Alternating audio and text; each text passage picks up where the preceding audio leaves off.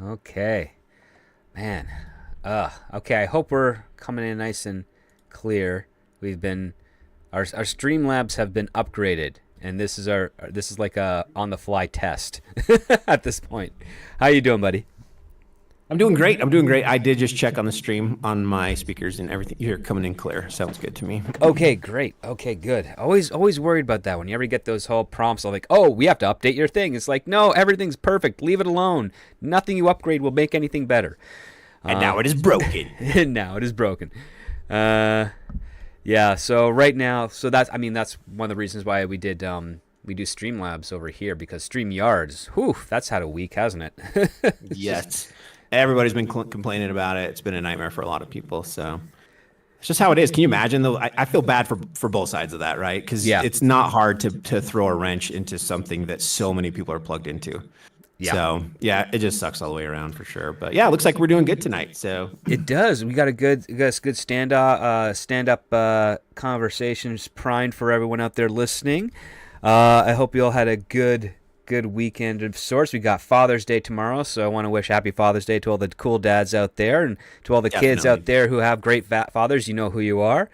Be sure to pay that forward. And all the great kids who have bad fathers, you too. We don't forget. You too. Enjoy your stepfathers. Show Yeah. them some love. or just your mom. I've been in all three of those situations throughout my life, so I've seen Father's Day from every angle. Oh wow. Okay, I've only got the one. But yeah, I'm excited too. I am not a father, but I'm trying. I'm having fun trying. Nice. So Fist bump. Yeah, you go, script. we'll see what happens there. So it looks like everything is all 5x5, which is fantastic. So let's get this show started. Welcome to Scripts on Saturdays, the only screenplay review show on the interwebs discussing scripts both professional and amateur, circulating around Hollywood, giving you, the TV and movie-going audience, a behind-the-scenes and inside track on what writers are pushing and what producers are buying. I'm your host, the Script Doctor, and joining me this week again, TJ Mack of Mac Media. How are you doing, sir? Hello and good afternoonish. It is awesome to be here. I always love doing these, especially on days when I love the script. I mean, I hate the script. I mean, you don't know if I like or I don't because I'm not going to tell you. But you'll probably figure it out because I suck at hiding it. So yeah, I'm excited. I'm excited about tonight's script, dude. I always love it when we have a good one. I'm surprised. I'm not. I guess I shouldn't be surprised because most of the scripts we get are on the blacklist for a reason, right? It's not because they're terrible. No, it's not because they're terrible. Yeah. It's usually because they're popular or well liked by a lot of the producers that vote on these scripts. So that usually gives us a good hand. The whole premise of this show is, are those producers kind of in sync with the general audience? Because that's where you've got a good producer on your hand, or one that is no clue how the industry works, no clue how the audience works, doesn't have their finger on the pulse of society, or is worse, a trend follower as opposed to a trend setter, because that's kind of what causes a cultural shift. Is someone does something amazing that one time that no one's ever seen before, and everybody just kind of wants to follow and follow in lockstep with that because it's entertaining, it's fun, it's profitable, people like it.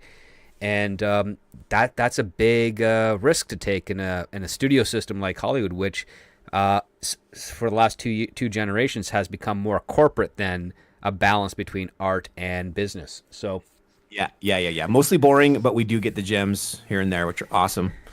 So yeah, I think let's do it. Let's dive into the script. Okay. Man. So speaking of which, this week's show we're reviewing the script "Spin the Bottle" by Jeff Feuerstein.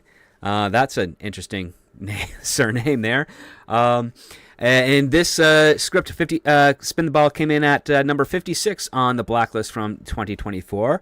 The logline is, convinced her disastrous dating life stems from breaking the rules of Spin the Bottle 2 decades ago, Hallie enlists her former crush to track down and finally kiss the boy she rejected that night, hoping to lift the curse and find true love. Mac, share with us the synopsis, please.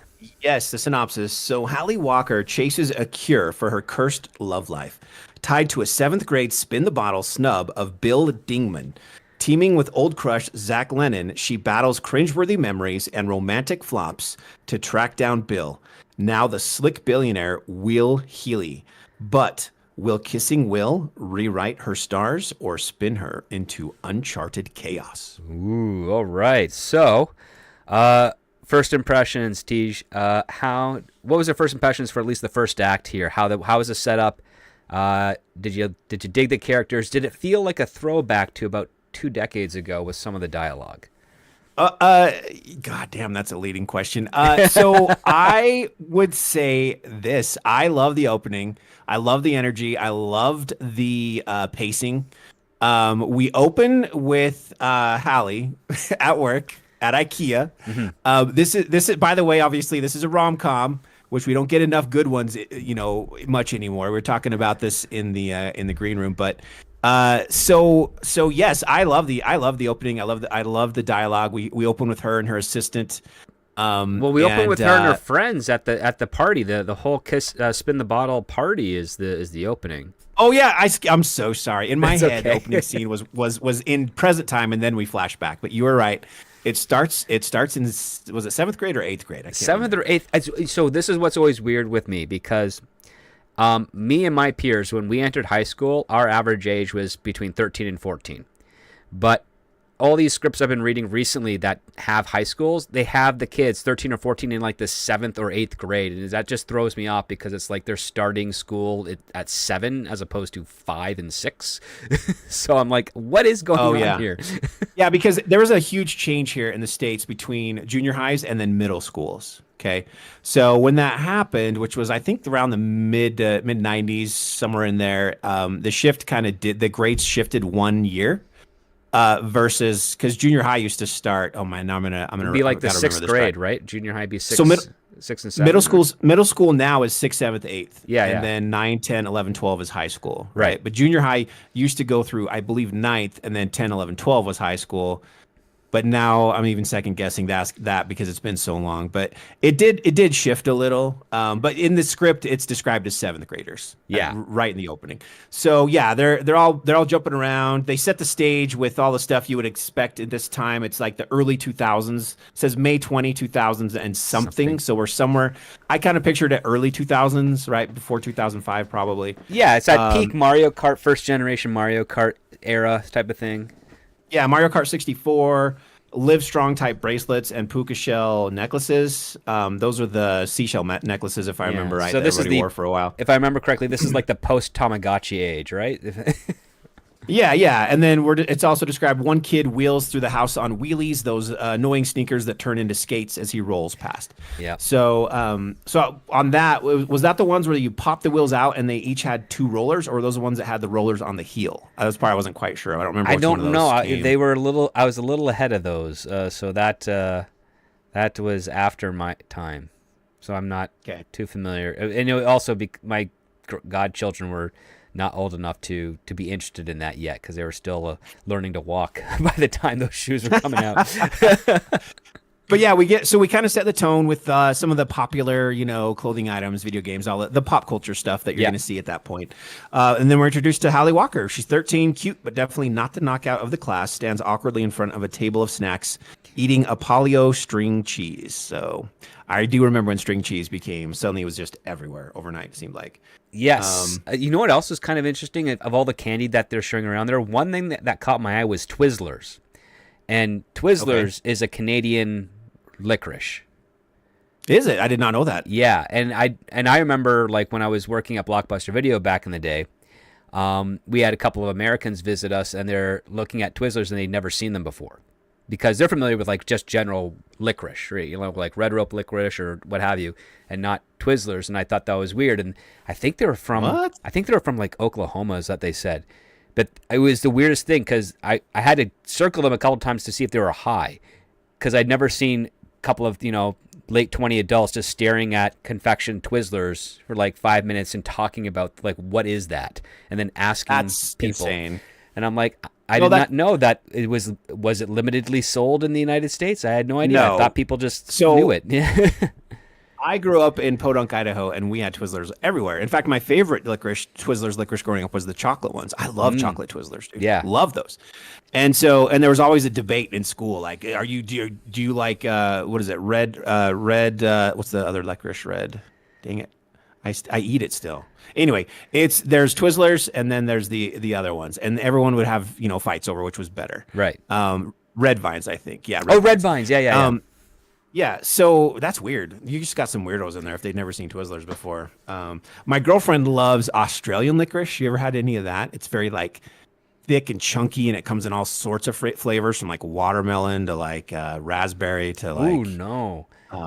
like sour apple. Dude, she loves it. I don't even know where she gets it, but it comes in this like fancier like packaging and stuff. But yeah, she introduced me to that. I never really had it before, so there's tons of great licorice out there, man. Good stuff. Yeah, like the stuff that we used to have, like we still had the old malt shops where I grew up, so you could get like a milkshake with a Twizzler as a straw because it was hollow in the middle of the Twizzlers. I remember that, so you could actually like, yeah, you could use them like a straw. Yeah. yeah.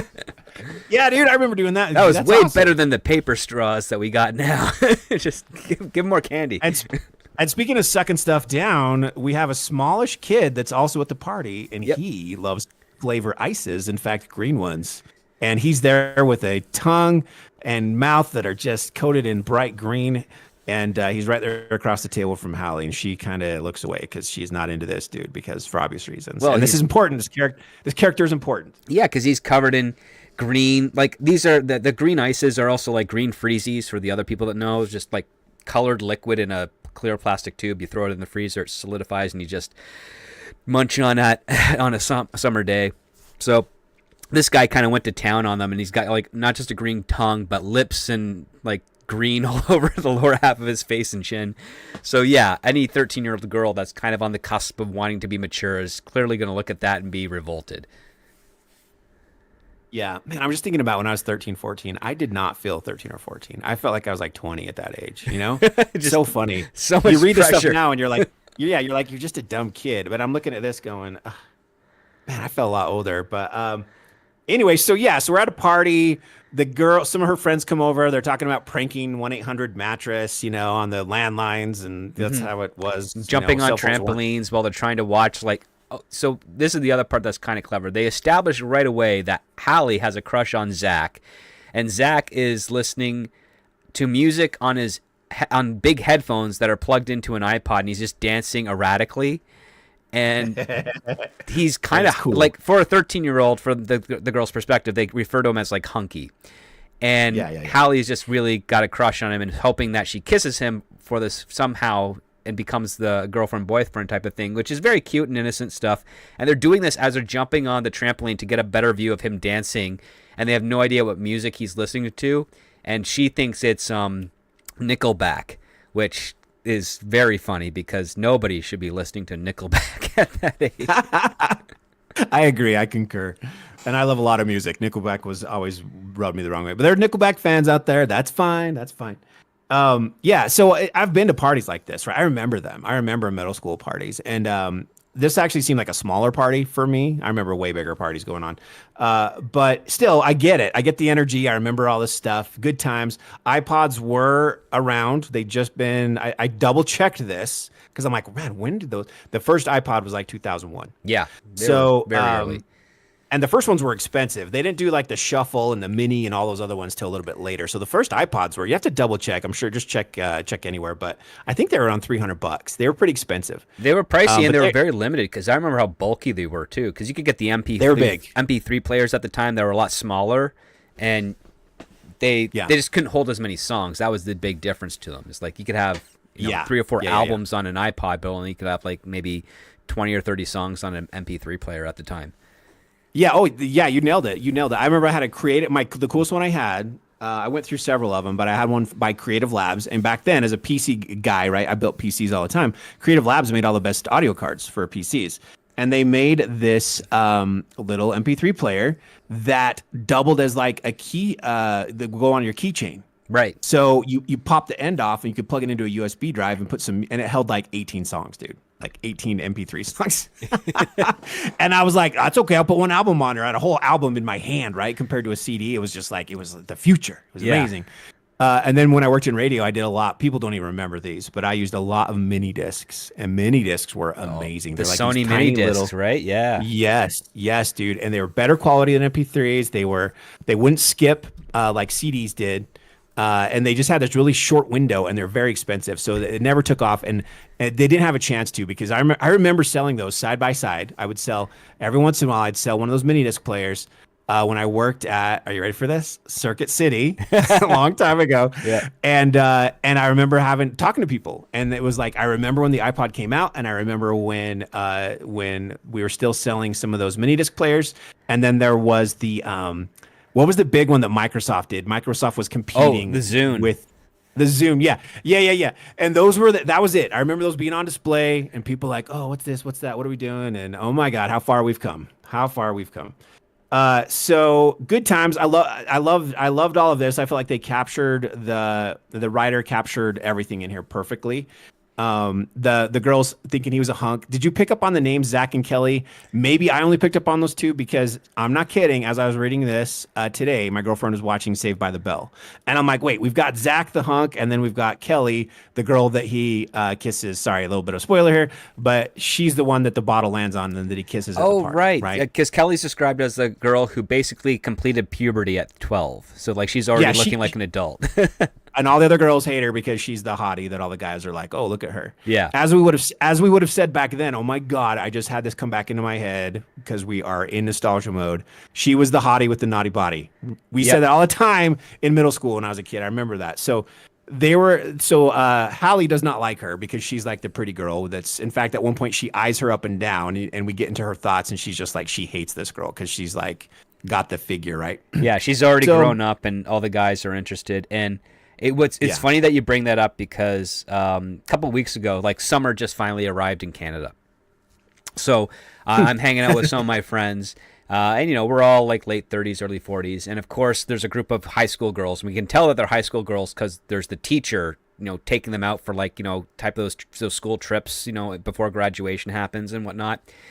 And they're all dressed like, well, I remember vividly that they're dressed like the girls that we went to high school with were dressed at the time, like slightly revealing, but still enough to pass to not get sent home from school type of stuff. And then a couple of my friends are saying girls never dressed like that when they were our age. And I'm like, oh yes, they did. And because we had social media now, we can actually go back into Facebook and see all the photo posts from like graduation stuff. And I was just pulling up everything that I could. I logged into my Facebook for the first time in like 10 years, and I found all the photos of us, at that age group, and all of our girlfriends and stuff wearing almost the identical type of fashion stuff, high shorts with lots of skin and low cut shirts and everything. And even to then, that was like, yep, when my former girlfriend from high school, when she was 15, she was a busty hot lady at that time, and if she put on the right makeup, she could pass for an adult. But fortunately, when we were together, she never did that. But we were just saying, like, yeah, no, you were looking through the past through rose-colored glasses. But the internet now shows that it was not. Girls have not changed in 30 years. They're still crazy dressing like that, and it's wrong. So we had one. Okay, so just to give you some more personal info, in 8th grade, I did have a mullet. I had stair cuts in the side of my hair, right? I had it short on top, and I had a mullet in back. I'd wear like long sleeve button up. Like one of my pictures for school is I dressed up nice. I had acid wash jeans, high tops, and then I had a black silk long sleeve button up shirt. I had the top button open so you could see my silver chain that I wore. Like a Rick Astley thing going there, huh? dude. But that was just for picture day. Normally It was like no fear t-shirts, right? Yep. Metallica t-shirt, ACD. Like that was it. And there was this girl, I can't remember her first name. Her last name was Smith. I need to go back and look at my 8th grade yearbook. And she was that girl you're talking about. She looked 21. Yeah. She had long blonde hair, and she looked like she was from the cover. She always wore really thick black eyeliner, right? Mm-hmm. Long blonde hair. And she was, she had the same last name as me, but she was like, dude, she was beautiful, right? But she was out of my league because she was like the rocker girl that was just drop dead gorgeous. She should have been on the cover of like a Whitesnake album, right? Right. And I remember one day her boyfriend came to pick her up. And I'm like, wait, her boyfriend's picking her up. Her boyfriend can drive, right? We're in 8th grade, right? We're like 14. And one of my buddies like, yeah, he's out there right now in his truck. We go out there. This dude's got like this sweet ride, sweet pickup, right? And he was like, I think he was like 19. He was dating this 14-year-old girl, dude. So wrong. And we didn't even think about it, right? Like Yeah. that stuff is like super, everyone's super hypersensitive to that now. But yeah, he was not in high school. He was out of high school. So maybe he was still 18, but he was not in high school and he definitely wasn't in middle school, right? And I just remember being like, yeah, there's no way I'm ever even gonna like flirt with her because what chance do you have, right? Like there's no way. She's gonna get all these older dudes. But yeah, she was the one. She looked, I'm not kidding. She didn't even need makeup. She could, if you needed someone to buy you cigarettes, she could do it for you. No problem. She would never get carded, man. Yep. So anyway, good times, right? Good times. That for me, that was the late 90s. And it was just, or sorry, at that point, it would have been the mid 90s, but yeah, so this is probably there's nostalgia in the script that kind of makes me, like it, vibe with it a little bit more. Oh, yeah. That's probably there. So anyway, yeah, so back to the script. We've got the girls there, they're being dreamy on Zach, right? Zach, and then one of the girls jumps a little bit too high off the trampoline and then clocks Haley right in the face, causing her nose to bleed. Yeah, while she's like daydreaming. Yeah, while she's daydreaming about Zach. We're like in her like daydream version of what's going to happen with her and Zach, and then bam, Yep. she takes a knee to the nose on the trampoline and has a bloody nose. So then we cut to the bathroom, and they're trying to get cleaned up, and of course she's embarrassed and mortified, right? Yep. And yeah, the girls are in there talking about what we're gonna do. At one point, after she was talking about like she's like, I can't leave now because then I'll always be the girl who got the bloody nose. Right. And that'll just be who I am. And I'm like, this is funny because, yeah, when you're that age, your rep is like everything. Right. And so she's like, I'm staying. I'm going to play spin the bottle. By the way, I think this is just me. I think instead of calling the movie Spin the Bottle, they should just call it Spin because there is some good spins in this. So it's a double meaning. Right. But I was thinking about that earlier. I'm just going to drop that right now while it's in my brain. And so Hallie like sucks it up. At one point after they're like, what are you going to do? I thought, was she going to just shove a tampon up there and there's going to be another embarrassing moment later, but that never happens. We just kind of brush past this and then we get to the game, right? Down in the basement. Because it's always in a basement. Why spin the bottle always in the basement? Isn't that how they did it in, I hate the fact that I know this, 13 going on 30? Yeah, they did it 13 going on 30. They did it in Good Luck Chuck. Yeah, well, I mean, that was the kind of thing that if your parents had a basement that they converted into a den, that's where you'd have all the parties for two reasons. Number one, the parents wanted you in the basement because there's only one way out, and they would have they'd be seated right in that position where that could be. Because if you have it in like a bedroom upstairs, number one, that's where beds are. There can be some antics. Number two, you can always climb out of the window and sneak out. Can't really do that too much in a basement, especially with those like small rectangular windows that they only slide halfway open. So you can't really sneak out of those. That's true. The windows at my mom's house were like 8 inches tall by like 14 inches wide. And the ones that we have in our new house here, they're all egress windows, right? Because of code, you have to just build it. We have ladders. For hell's sakes, it couldn't get any easier to escape if you were a kid to sneak out in the middle of the night. Yeah. So yeah, and we're having the typical, like, we're all going to group up, and of course everyone's hoping to get who they're going to get when they spin the bottle. And then we get into the rules, right? The number one rule, they kind of do like a Fight Club kind of joke, but the number one rule is someone has to drink the liquid out of the bottle completely, right? It has to be completely empty. And that triggers the game. Yep. That triggers the game. Everyone gets in their positions, and then the cardinal rule, and this is the foundation of the entire film, is that you have to kiss who the bottle lands on. If you break that rule, your love life is cursed forever, right? Yes. And they talk about it, and that sets up the whole plot of the entire movie from here. Yeah. So Kelly. So what happens? So Kelly, I believe, is the first one that spins the bottle, and it lands on Zach.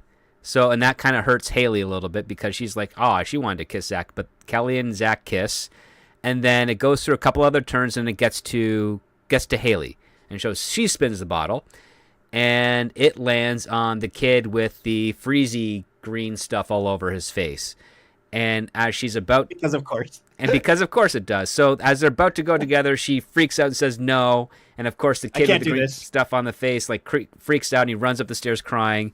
And everybody's kind of looking at her, and that's when we jump to like 15 or 20 years later, and we get adult Hallie, who is scrolling through Instagram, very dejected. Yep. And now here we are. Now we're in real life. That you know, when you're in school, you can't wait to get the crap out of there because it sucks so much. And then you get into the real world and you're like, oh crap, now I just go to the same job every day and deal with it's like, yo, I'm like, high school was better. Well, I mean, in a lot of ways. The sad part about at least within the latter half of the 20th century to now is that so many institutions of work have structured themselves out of the same environment of high school that they weren't like that before. It's like, oh, you have to get up, you have to be at work at 8 o'clock, and then you can get off at 4. But you still have all of these appointments. You got a schedule book. Sometimes you still have a trapper keeper, to organize all your time. And basically, it's your meetings are now your periods within school. Then you have a lunch.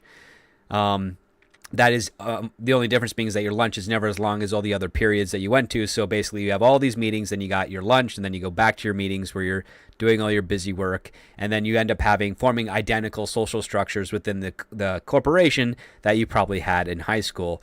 And that's no way to live, in my opinion. It's just you kind of want to have something new and different, and no means of silly schoolyard gossip, but like actual conversations of things that are truly important. Not, oh, did you find out that this Robert guy was sleeping with this Jennifer girl and we're both married to other people? It's just how can you still be behaving that way in your 30s? It's just sad. That's Arrested Development.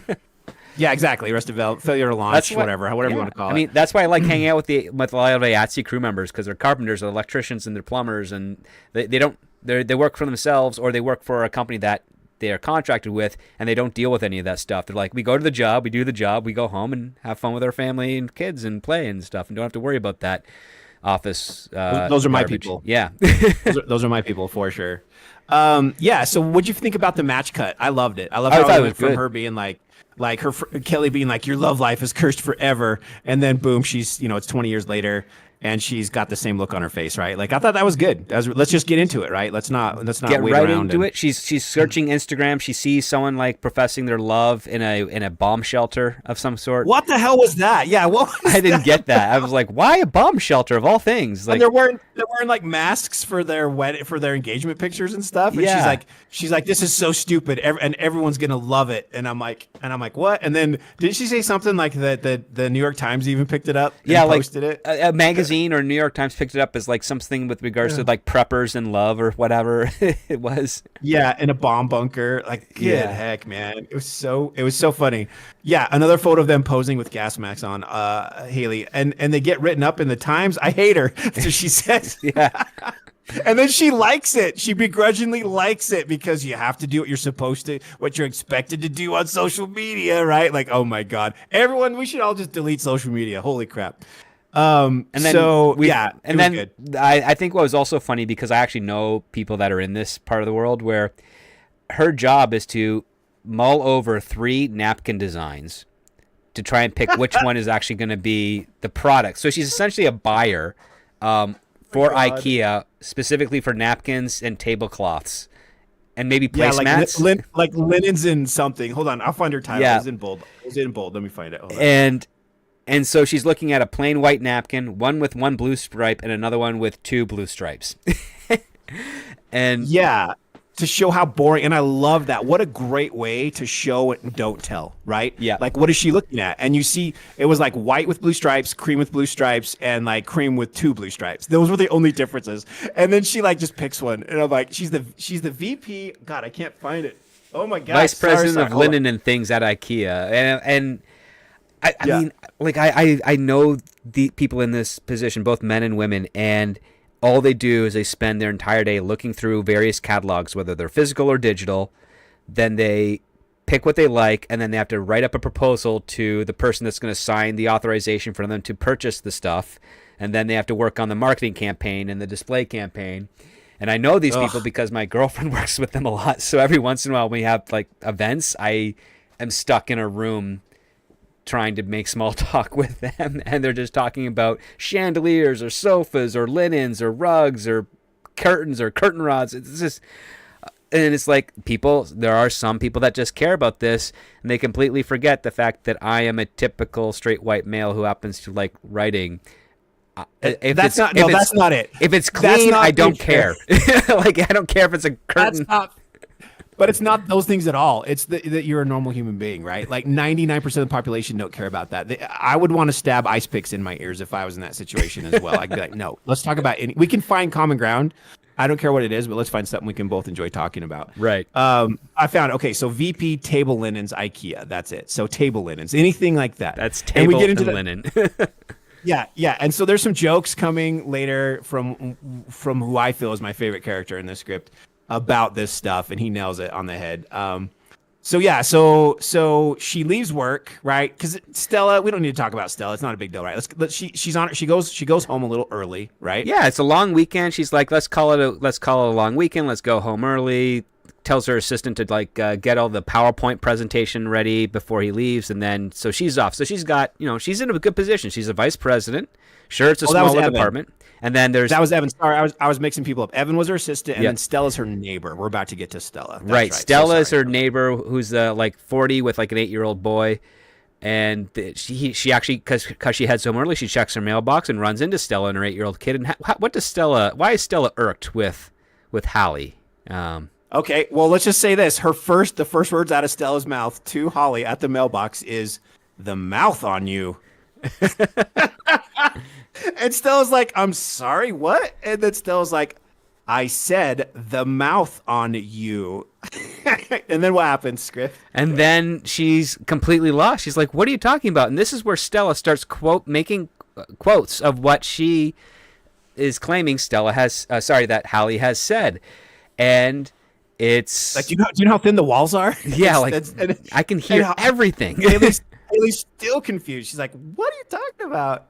And then she said, what did she say? She goes, we hear everything. How is Matthew supposed to practice the clarinet? With, quote, can we say this? We're not in 10 minutes yet, are we? Yeah, no, we're well past 10 minutes, yeah. Do you want me to say it? Okay. How is Matthew supposed to practice the clarinet with, quote, Bobby, eat my ass, end quote? Yeah. I read that and I just died. I'm like, what? Like, because now I'm just as shocked as poor Haley is, right? Like, she just got home or to her almost home, almost into her front door, and this neighbor's like drops this on her, right? And so then what happens? Then follows up with a quote of just a little bit of choking, just a little bit, and Haley's like, that sounds violent. Haley's like, I'm not really comfortable with this conversation. And then somebody had asparagus today. And it's like, whoa, okay. So we've got, what's hysterical too about this is that it is, the script highlights that Stella is repeating this language in front of her kid. Like, he's already heard it before, and now he's just making it worse by like getting him to be familiar with this rhetoric. And of course, Hallie is like, I don't know what you're talking. She has no clue what's going on. She's like, where are you hearing these things? And of course, Stella says, I heard all of these things 10 minutes ago. And Hallie has that revelation. I literally just got home. Yep. I just got here. And so then we see I kept jumping between like Haley and I think it's Hallie. Holly on this. Yeah. Hallie. Yeah, so Hallie goes. You see her face, right? The light bulb goes on, and she quickly moves past Stella, and then we hear Stella, "Oh, drama!" Like it's a Jerry Springer show or something. Yeah. Yep. And the thin walls thing. Whenever this situation happens, it's burned into my brain. Is I just think of Office Space, dude. Yeah. Where his neighbor hears every his whole conversation, right? Like, just come on over because he can hear everything anyway. Yep. And so then we cut to the interior of the apartment. Hallie's not happy. She's pissed, slams the door. And what do we see? What do we get in this scene? Well, we just get something kind of basic. Bobby, her boyfriend, is watching a Shark Tank rerun with another woman named Pia, who's about 10 years younger, like in her 20s. And they're just fully dressed as if nothing had happened. Yeah, just a strange woman sitting next to your boyfriend in your apartment watching television. It's totally normal. Totally normal. I mean, it's not as cliche as Within the Throes of Passion, but it's far more innocent looking on the surface side. And of course, Hallie is trying to figure out what the dynamic is going on here now that she's home early. Yep. Yep. So he plays it cool. He's like, hey, we're just watching TV. And then he's like, she goes, what? He goes, what does it look like we're doing? She's like, well, you're watching Shark Tank with some strange woman, Bobby. Oh, then it's exactly what it looks like. But Hallie goes, but it feels like you just finished having sex with this woman. like she jumps in, but she still doesn't really. It wasn't like come in and throw a freaking glass at his head, right? She's just like, she's still kind of like, well, I don't know, like. And then what do we get? What's Bobby's response? Bobby has this very elaborate story that this is Pia, and she's been going door to door collecting signatures for what? We don't know, but he happened to offer her a glass of water. And, of course, Hallie's like, well, where are the glasses? And Bobby, being the diligent boyfriend, says, in the dishwasher, because you hate when I leave them in the sink. What a gentleman. Yes. And, of course, it's like, well, what is she still doing here? And Bobby's like, well, she happens to suffer from plantar fasciitis and needed to sit down for a minute. And it's like, if you suffer from that, why would you be going door to door collecting signatures? Like, a bad job to choose. Exactly. But still, even more the gentleman, right? Like, what a good guy. He's like, oh, you look like you're in pain. Come sit down on my couch and drink this water. Yeah. And of course, Hallie calls him out on that and then yells, Stella, knock twice if you heard them having sex in here. And of course, we hear knock, knock. That's such a good image, dude. Just knock, knock. Yeah. Oh God. And then Bobby, like, okay, he doesn't even deny it. Okay, listen, it's true, but this is a good thing. Now we're forced to talk about it, and honestly, I haven't been happy for a while. Pia goes, and then Pia, dumb idiot woman, she's like, then he just banged, jumps in. It's true. He hasn't. I think she should have like a Russian accent, like she's super innocent and like doe-eyed, dude. That'd be hilarious. It's true. He isn't. Maybe. Like, I mean, it's her only line, which I think is quite funny. Yeah, but but I think it'd be really funny delivery if she is like, it's just another day, right? Like she doesn't even contemplate that she just did something so screwed up and wrong and morally wrong, right? She's just like, oh wait, yeah, he's a good guy. Like he's not happy. He's not happy. He wants a Snickers. The guy just wanted a Snickers. I gave him a Snickers. He wasn't happy, you know. So anyway, yeah, this whole thing is hilarious. Bobby's a dick. He is that, and the other part too is like this is where we find out Haley's big flaw, which is that Hallie thinks that everybody thinks that they're perfect together, and Bobby's like, I don't care what everyone thinks, you do. And then this is where we get the punchline to that to cover up the exposition, which is that Hallie says, Bobby, you're a politician. It's your job to care what everyone thinks. And of course, like, says, how is this going to affect your political dreams, knowing that you're cheating on your girlfriend? And he goes, I mean, I'm a city councilman. I don't think anyone really cares. Like this dude just nonchalant about everything. Doesn't even, I bet his heart rate didn't go up 1 BPM, dude, throughout this whole thing. He just doesn't care. And I'm like, okay, yeah, good. This relationship's been dead a while then if this dude is this indifferent. So this is over. Haley breaks up with him, tells him to F off, and of course Stella through the wall says, he lost my vote, honey. So I mean, you have that call back, and then of course Bobby's like, oh yeah, your kid sucks at clarinet. So I mean, we have this kind of, these characters are aware of their surroundings, and Bobby just didn't care. Like, he just did not care that he was cheating on his girlfriend with another woman and that everyone in the building could probably hear it. Yeah. Yep. And then we see her in an Uber. And this is actually, I kind of rereading this part.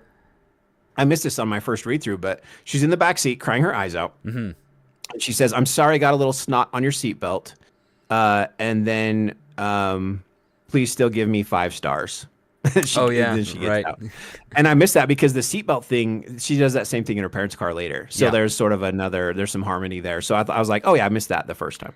So so now she's out in the suburbs where she grew up. It's described as I thought we described the neighborhood a little bit here. It's just quiet house in the suburbs. You know, all this, middle-aged to senior citizens are still there. They're empty nesters. Not a whole lot of young people around, and this is where we meet the book club. Yeah, this is where we meet. Hallie finds out that her parents have joined a book club, and so even though she wants some support and comfort, her folks, Joseph and Terry, are like, we're kind of in the middle of the, like, we're sorry, honey, but we're in the middle of this book club here, and yeah, it's going to go a couple hours, but then we'll be there for you. Like they're putting they're putting their friends and their hobbies ahead of their child.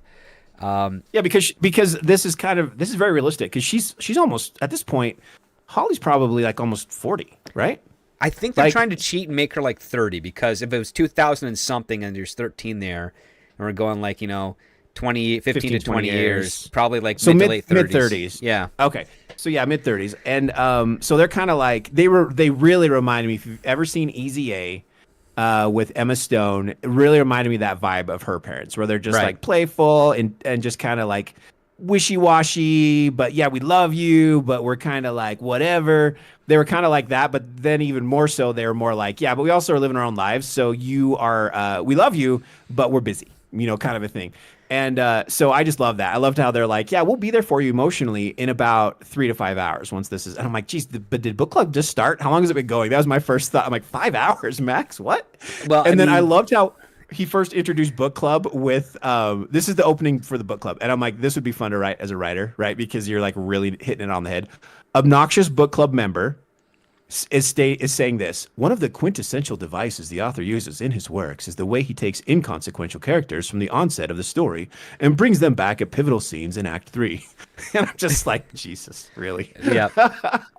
Oh no! So as a viewer, you're gonna be like, yeah, this sucks. This book club thing sucks. It sucks, but it's also telegraphing stuff. And of course, Hallie's like, well, can I just join the book club? And they're like, well, it's a heavy book. I don't think you've read it before. You haven't read it. You haven't read it. And she's like, well, come on, I read books. And then of course her dad says, you got like a 490 on your SAT verbal. And I'm like, ooh, damn.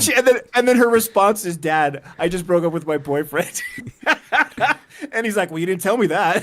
Yeah, you just showed up here wanting to join the book club. Like I do like the order of operations here, because it does make very sense. Like the parents are saying, oh, my kid just showed up out of the blue, and now she wants to join our book club. It's like, what's something? She's needy right now. Something's going on. Then you find out, oh, she broke up with her boyfriend. And then, of course, they're like, well, go talk to your friends who like keep coming to collect money for their marathon crap or something. And of course, Haley's like, I can't share with my friends that I got cheated on. I'd look, she just looked bad. Again, bringing up the fact that she's very self-conscious about how she looks to others. Oh, 100%. And then, of course, her dad's like, well, he didn't mention that part either. It's like just, oh. Yeah, but here's what's funny, though, is her dad does that twice, right? He's like, well, you didn't mention that, or you didn't mention that, right? Yeah. Like, he's realizing there's more than just my kid just came home, right? Like, she's seriously been through some. These are major things in life that really, really suck, and you need your friends and family there to support you in these moments. And even after that, her dad's still like, yeah, but we got book club. And that's what makes it even funnier. They're like, go up to your room. And she's like, I just told you I can't be alone right now.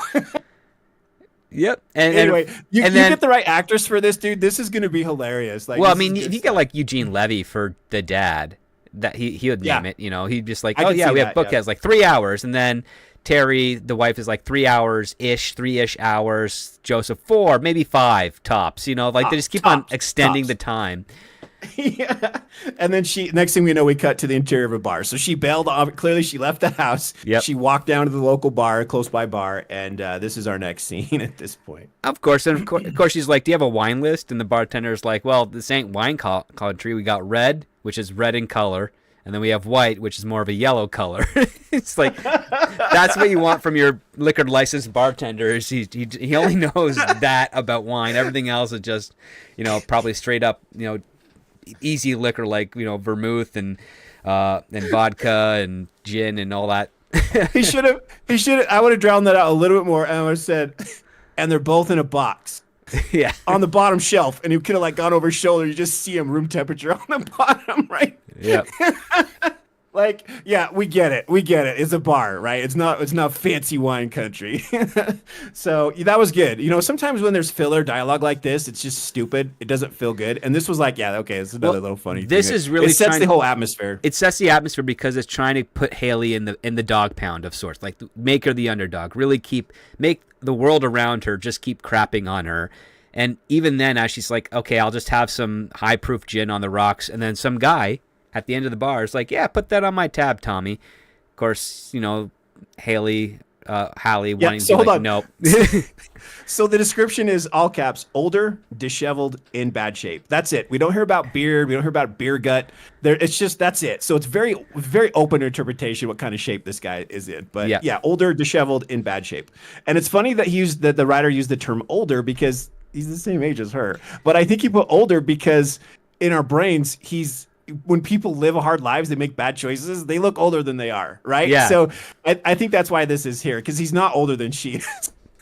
No, he basically is described as her age, but looks older, disheveled, and in bad shape. That's what I mean. So it's like, yeah, he's it's not the what is it? It's not the years, it's the miles. It's like the miles, that's what's yeah. going on here. Like part of me was So- thinking if this was a young Danny DeVito, I'd buy it. Just that alone because the twist would be hysterical. But Danny DeVito? What? What are you talking about? yeah, absolutely. I love it, dude. I love it. That'd be hilarious. He's like, this is the short guy, right? Very disappointed. You're like, wait, this is the guy I had a crush on? Yeah. It's like I peaked in middle school, like literally. Like, I'm still the I same know, but height. it's like the twins movie, right? Where he Yeah. got all the leftover genetics and Arnold Schwarzenegger got all the good stuff. Oh, dude. Okay, good stuff. Okay, so what's her reaction? What's Hallie's reaction to this creep that comes over and offers to buy her drink? Oh, she's very defensive, of course, calling him a creep, and that she has pepper spray, but then realizes, well, she doesn't have it, but she can yell like, grape really loud. And of course, this is what actually made me like this guy. He's like, how do we jump from that to grapes so quickly? Like, it's just creepy to that. What the heck? That's the extremes. And then if she's just like, well, I don't, you're a complete creepy stranger who's coming onto a woman, and he's like, we know each other, like, and he just calls out her name, and he says, I'm Zach Lennon, and then that's where she has this like, he's so endearing. crap He's so moment. endearing. Yeah. He's so endearing and so like not too funny. He's just the perfect amount of funny. And like his first little thing after that he goes like, I like this first little thing. He goes, nobody likes to drink alone. And she goes, I very much do. And then he says, think about all the stimulating conversations you'll miss out on. Like Kathy over there. She once told me she thought Easter bunnies were a specific species. So anyway, you look really good. Okay, dude, back up, right? Like she gets super defensive. Yeah. She hasn't figured out who he is yet, right? But I think I'm just highlighting this because it shows us right away. This is Zach. We're gonna, we buried the lead. This is Zach, and he is he's we talked about it, right? He's almost lovable character, right? He kind of steals the movie. No, he's the guy that if you think Hallie's the underdog, this guy underdogs her even more. And but because he has such this kind of positive attitude about life, you just like him. Like he doesn't let the world that craps on him get him down. Whereas Hallie is completely enamored with how the world perceives him. And yes, polar opposites, which is good. That's good writing, right? Because this is why we're a good match. This is why it's not just a good match, it's good conflict, because the conflict of ideologies creates drama, and that drama is what entertains us as they go from next steps to next steps. And of course, when she realizes that this guy that's older, disheveled, out of shape was her grade school crush, she doesn't fall for him, but she feels a little embarrassed, and then is. Wait, this is why my favorite part about your shows, right? Because this is your specialty. Okay. You're a script doctor, right?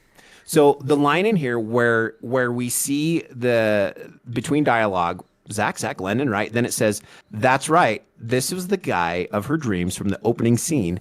He just let himself go a little bit, right? So when the writer puts this in, obviously this can't be captured on screen. Right. So is this just for the benefit of the director or the other actors reading this to kind of just for some context? Or do you try to some way capture this, the melancholy of the phrase a little bit? Because earlier it already showed like, no, he's disheveled. He looks older than he is because he's been rode hard, put away wet. Like, so this line right here, why is this here? Is it just for our benefit because we're just reading it? It's primarily for our benefit and any type of interested party, such as a director, producer, or actor, because this is a different type of this is the answer to a "what's my motivation" question when an actor sees an exchange in line. She's like, "What's my motivation?" Your motivation is that this is the guy of your dreams from the opening of the movie, and you are realizing that he just let himself go a little bit. So the fantasy has been destroyed, right? Okay, but here's my question. The phrase "a little bit" is complete contrast to the fact she doesn't even recognize him. So is it a little bit? Is that being like, are we being ironic? Like, what's happening here? So that's the part that kind of hung me up. Like, shouldn't it say he let himself go a lot, right? Like, isn't that what really happened? The question, we have some ambiguous words here. So what does this writer's level of definition of disheveled mean versus ours? Like, is disheveled like needs to comb through his hair and maybe a clean shave and maybe a t-shirt that looks like it's been laundered within the last 24 hours? Or is it like big bushy beard or patchy beard, comb over, weird suntan on his face because maybe he was wearing sunglasses and fell asleep outside, so he's got like a white domino mask across his brow. Is he so out of shape that his t-shirt or jacket are kind of restricting around his stomach? Little beer gut, little dad bod there. Yeah, like what are the details there to kind of give us a complete picture?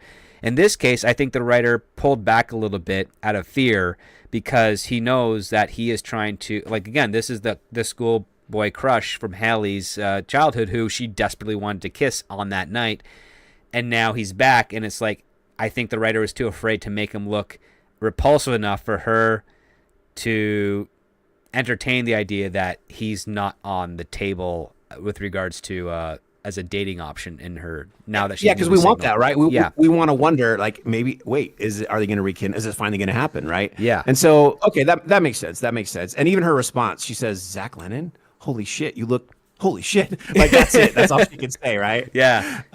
And so again, very, very well written. I love. There's no piece of dialogue in this whole film that I ever went, nah, that's really bad. That's not believable. It's not in character. I don't like it. I never had that in this whole script.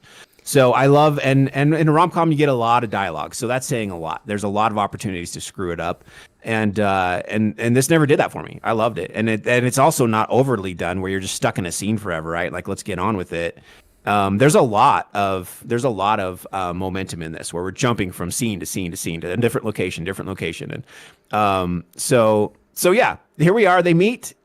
She's not that impressed, to put it mildly, but she's not going to spray him with mace, which is a win. Yeah. And he's a good dude, and he's got a great sense of humor, right? So, okay, what's next? Good sense of humor, good memory. Zach is trying to reminisce with Hallie, and of course, Hallie is saying that she doesn't remember any of the crazy stuff that their friends in middle school and high school did over the years. The only thing that she does remember is that Zach still works at the deli, which he owns. And then she asks, like, well, I thought your dad owned it. And Zach replies, no, he died. And of course, like, she's like, I'm sorry. Wait. Hold on. Yeah. On that note, because this is Zach's comedy, this is exactly how the dialogue goes. Hallie, I thought your dad, Zach, died? Hallie, oh, I'm sorry. Zach, wasn't your fault unless, wait, are you kidney cancer? Like, what the hell? Hallie, no. Zach, then it wasn't your fault. But yeah, that was over 12 years ago. like he just, wait, are you kidney cancer? Like, this is who you're dealing with, right? It really shows, like, his heart. He's like, yeah, it was long enough ago that it's not that painful. He can joke about it. And it's okay. He's willing to joke about something so dark. So Zach's the guy. Zach is the dude from a lot of the people you don't ever want to run into again after high school, right? It's over. It's done. I never go back to any of my reunions. I have no interest in living in the past, right? I don't. I liked most of the people I was with. There's a few I would never want to see again, but most of them I'm fine with, right?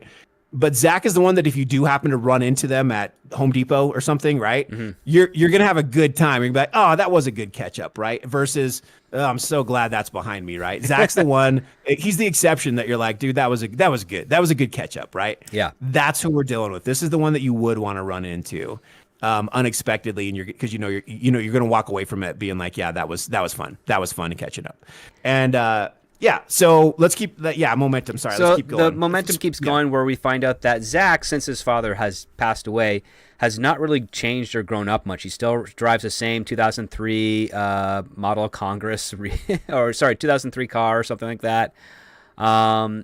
He still, he works at the deli, but he gets all the BLTs he wants for free, which, I wouldn't turn that down. I like those sandwiches. And of course, what ends up happening is she kind of shares what she does, which is like she's a VP at IKEA for like table linens, and Zach's like, oh, like napkins, and she's like, also placemats and tablecloths, but yes, mostly napkins. And then of course Zach's like, I love napkins, I use them almost every day. And it's that adjective that makes that joke work. Zach is great. I love Zach. Love you, dude. Oh yeah, but of course, like, you know, they're then get into like the love life, and Haley, of course, says like, yeah, I'm here because another chapter in my autobiography, which is a very lewd title. Yeah, this is funny. So it's like just don't. She says don't. Zach's like, don't what? And she goes, I just don't really want to remember anything else right now. And Zach like, why? What's going on? Like, why? You know, what are you doing here? Yeah. And then her response was, just another failed chapter in my autobiography entitled, Hey Cupid, stop doing this crude pornographic thing on my face. Yeah. And it just caught me off guard. Like, that just came out of her mouth. I'm like, whoa, she just said that, right? Like, it's really funny. It's basically like, it really captures how she's feeling inside, right? She's like, it doesn't get any worse than this. Very totally used, very underappreciated. And of course, Zach's response is, you wrote a book? Yeah. Is it a kid's book? Like, dude, it's so, he's just funny, dude. And she's like, no, I didn't. So you had a bad breakup. Been there.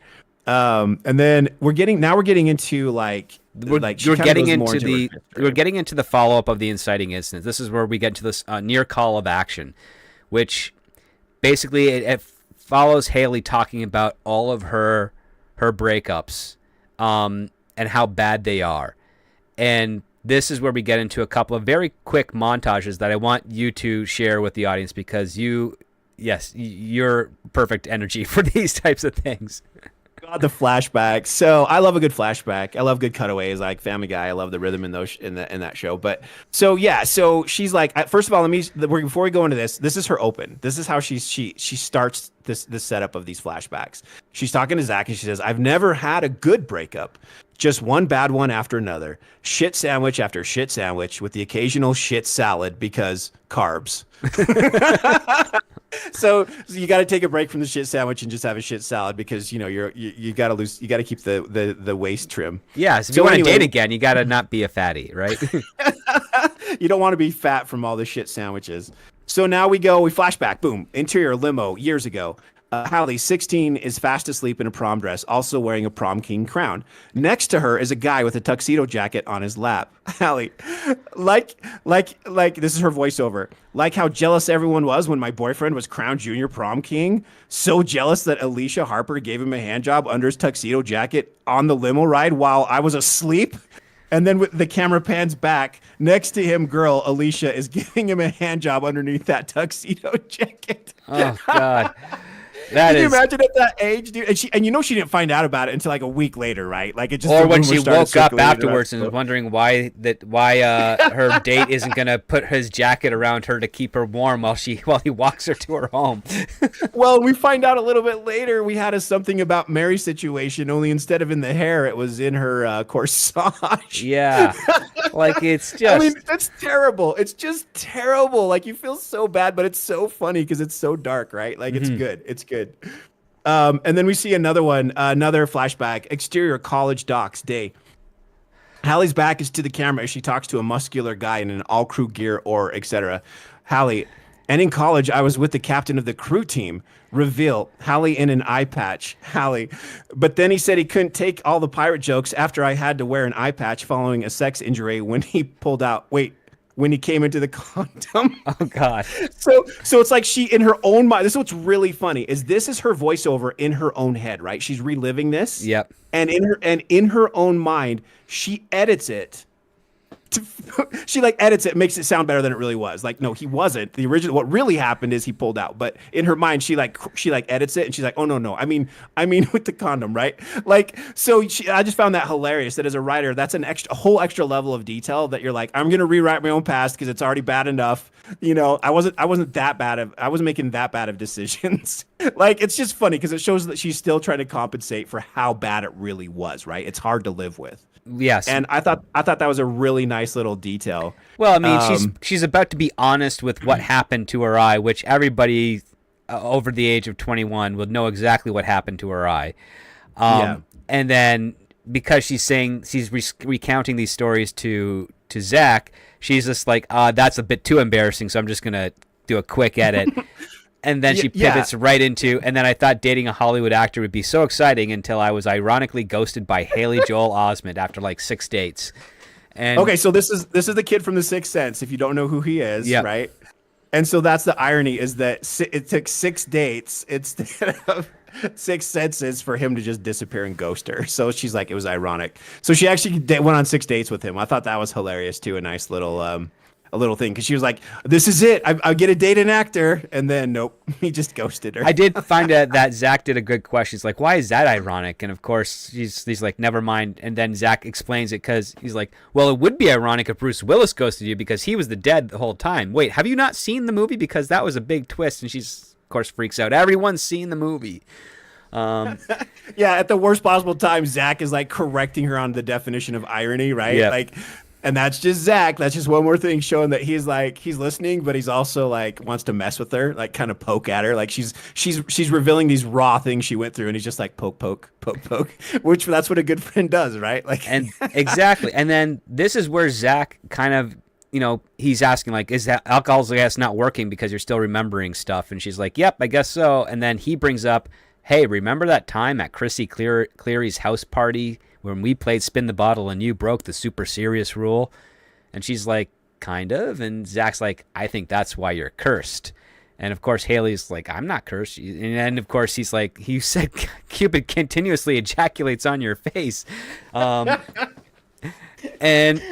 of course, she's in the doubt, but she's completely in the doubt. But Zach's just convincing her, he's like, but you don't have 100% doubt. So, like, why don't we try and see if we can fix this? And this is where they start essentially like a road trip premise, which is find Billy, the guy with the green ice all over his face, and see if if she finally kisses him, that will lift the curse. So that's the goal. It's a very clear-cut goal, except for the fact that he doesn't live in town anymore, and nobody knows where his family moved away to. Yeah, because he moved away like a year or two after the initial incident. Right. He hasn't been there for a long time. So yeah, now we have a goal, right? Now we have like our two protagonists are gonna go on a mission and break this curse. That's what we got to do. We got to find the Horcrux. Exactly. So yeah, okay. So what happens next, Griff? Well, first, Zach forgets the correct name of the guy that Hallie was supposed to kiss, so they go kind of like throwing pebbles on his window for whimsy, to try and make it all kind of romantic and something. And of course, Hallie's like, who's Craig? And he's like, oh, this is Craig Fraser. It's like, I wasn't supposed to kiss Craig Fraser. It was Bill Dingman. And then, of course, Zach's like, I'm pretty sure it was Craig. And, of course, she's like, no, it was Bill. He ate green flavor ice all night and looked like he deep-throated Kermit the Frog. And, of course, he's like, oh, yep, no, that's right. His name was Building Man, which is, like, weird. Yeah, some nickname, I guess. I guess so. And so now they're like, well, they search social media, can't find him. They search the phone book, can't find him. And so Zach has this idea of basically reaching out to, I guess, his ex, who is a realtor, and says, hey, let's see if she knows who his family, like, where his family moved to, because maybe there's a database where the realtor keeps all their information of their clients in the event that they have to get in contact with them at some time in the future. And that's a running joke for the next part of Act 2, where we run into, if I'm not mistaken, it's is it Kelly? Yeah, it's Kelly, isn't it? Well, hold on. You skipped a part. We got a few more flashbacks here. Remember how we were trying to hunt them all down because there's so right, many? yes, yeah, because there's a lot. So let's back up for a second because these are worth going into real quick. So after they run away from the window because they realize, hey, it's the wrong person. The last rock, by the way, goes through, breaks the glass. So they're like, get out, we gotta go, right? So they take off. They're cutting through people's backyards. Zach jumps over a fence because he's still sober enough and strong enough to do it. But Hallie can't make it. She tries, just ends up running right into it. The whole old fence falls over and she just blacks out. She wakes up the next morning in her bedroom, and Zach's downstairs chilling with her parents. They're having a good time, laughing. And then her parents, Zach kind of catches him up to speed on what's going on. And then her parents, I think it's her mom, starts to talk a little bit more about her bad luck, right? Like what's been going on. So here's another flashback. Interior, Hallie's French class, daytime. Hallie is sobbing, reading a letter. Terry just doing the voiceover. Remember your French, that's her mom. Remember your French pen pal who faked his death after you professed your ocean spanning love for him? Interior suburban house, night day. Hallie at a kitchen table with dad and daughter. Terry voiceover. Or the single dad, Todd, right? His daughter systematically gaslit you. Daughter looks stone-faced into her dad's eyes. She gave me cigarettes. Jeez.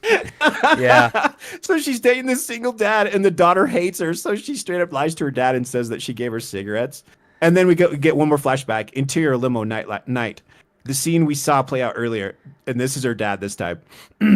Voiceover. Or the junior prom limo at that moment, we cut back to Hallie at the kitchen table. I need coffee. She just interrupts him. And I like that there, as a writer, her dad, they all know the same stories, right? So there's going to be some overlap. And in this case, her dad brings up the limo thing, and she does not want to hear about that again. She just told it to Zach the night before. So yes, she's had a really crappy past with relationships. So so anyway, keep going from there, Script. I just wanted to hit those. So after that point here, we've got Zach and Hallie have kind of started their quest, as it were, to try and reverse that curse. But of course, Hallie's in denial because she doesn't remember saying all those things while she was drunk. And of course, Zach's like, well, great, your goal was not to remember, bravo, but I still promise to help you. And of course, this is the refusal of the call for the quest. So she kind of takes off, and Zach is like, okay, well, if you don't want me to be helpfully remind you that Billy Dingman moved away after the 7th grade. It feels like, we could do something to kind of stop this curses. And of course, she's adamant that she doesn't believe in the curse and leave. And so Zach decides to okay, if you need me, I'll be at the deli when you change your mind. And this is where we get like a side kind of tangent. There's there's some more flashbacks. Like, I guess there's, she goes upstairs. She kicks him out of the house, and then she goes up to her room. She finds her box of old stuff, and she's going through it, and she finds her diary. Right. And then this is where we get the flash. This is where we get her flashback from 2007 when she loses her V card. Yeah. You do this one. So this is where she writes down like December 3rd, 2007. And then we see that younger Haley and a young man they're naked on the couch having just completed coitus. And the young man's question is like, did you, And Hallie's like, oh, yeah, definitely. I think I definitely might have, all the awkward stuff of that. And, of course, he gets up naked, and Hallie gets a good look at his butt. And she's like, how was I? I mean, compared to the girls you go to college with, oh, I didn't notice you have a tattoo. And, of course, the tattoo is a swastika. And that just puts Hallie in, like, utter horror.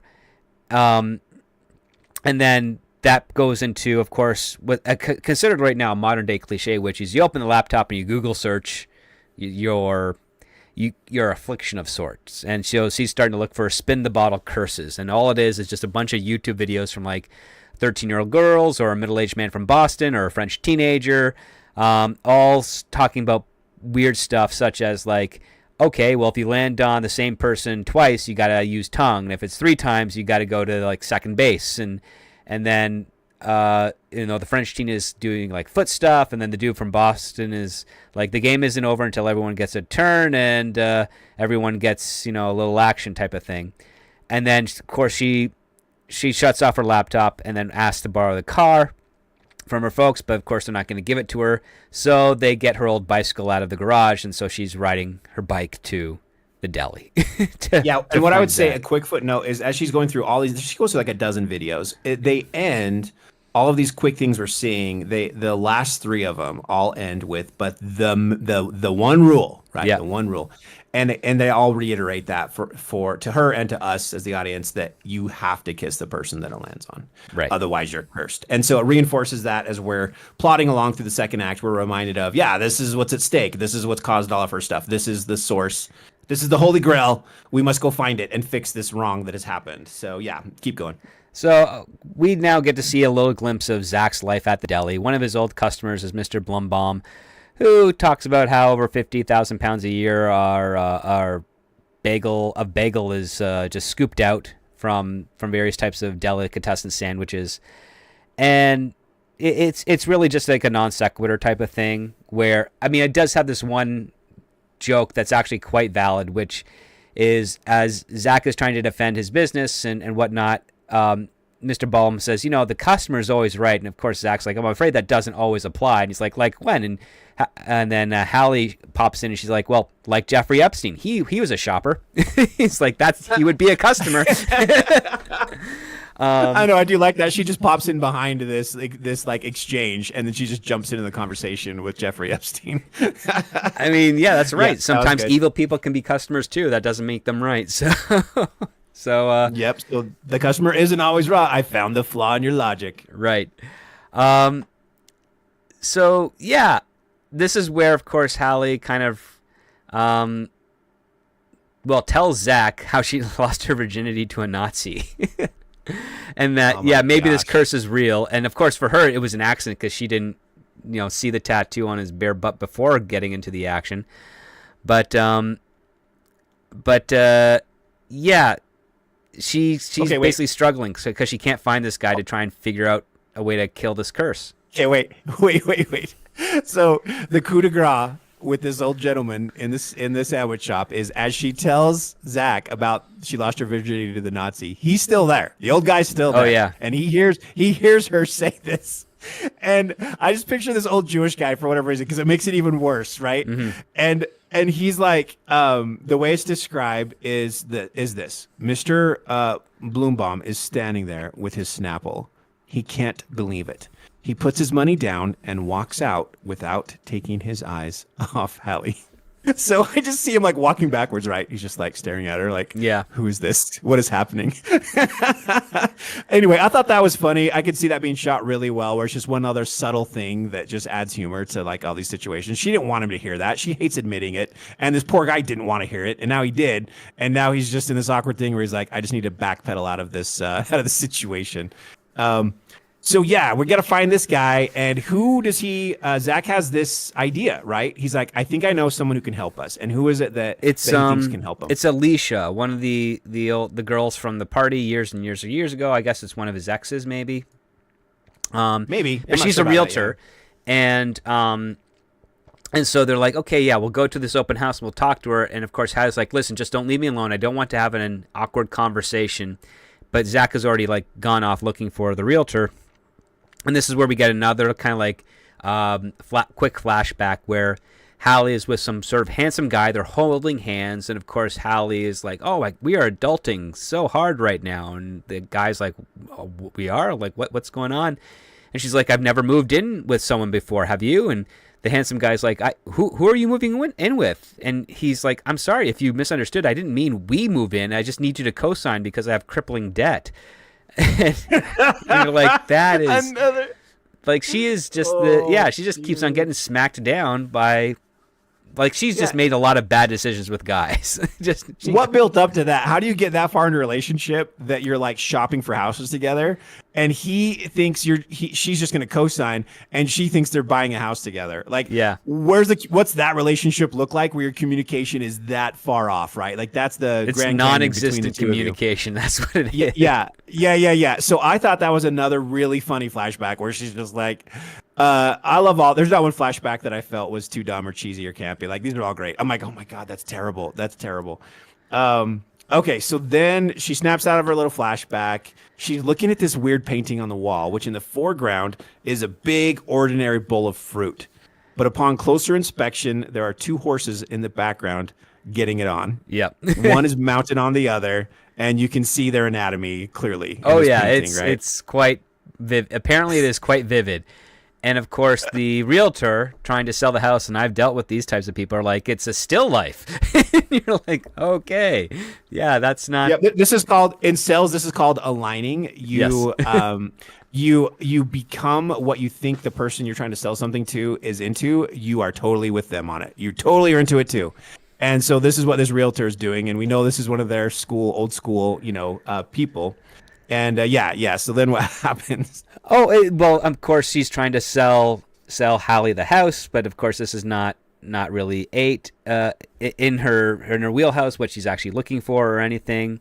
But then it goes to like they're just kind of throwing back and forth, talking about the art, talking about the fact that there's The closet is haunted, but I mean, it's so big you don't even notice the sound of the ghosts or something like that. Like she's really kind of, Well, this is weird. There's one Yeah. line in here that now that we're going back through this, I wanted your take on how this hit you because it confused me. I had to go back and reread it. Sure. I'm rereading it. I'm rereading it now, and it still confuses me. So Alicia is in realtor mode, right? She's just like, "Did you see the foyer? Blah blah blah." Like she's saying, rattling off all this dumb crap. They're just trying to sell the house, right? Well, that foyer is an entrance to the best school in the district and all this other stuff, right? Yeah. And then at some point towards the end of that, I'm on page 35. She says, bye, Andrew. Stacy, I'll text you that beef Wellington recipe. Hallie looks behind her. There's no one there.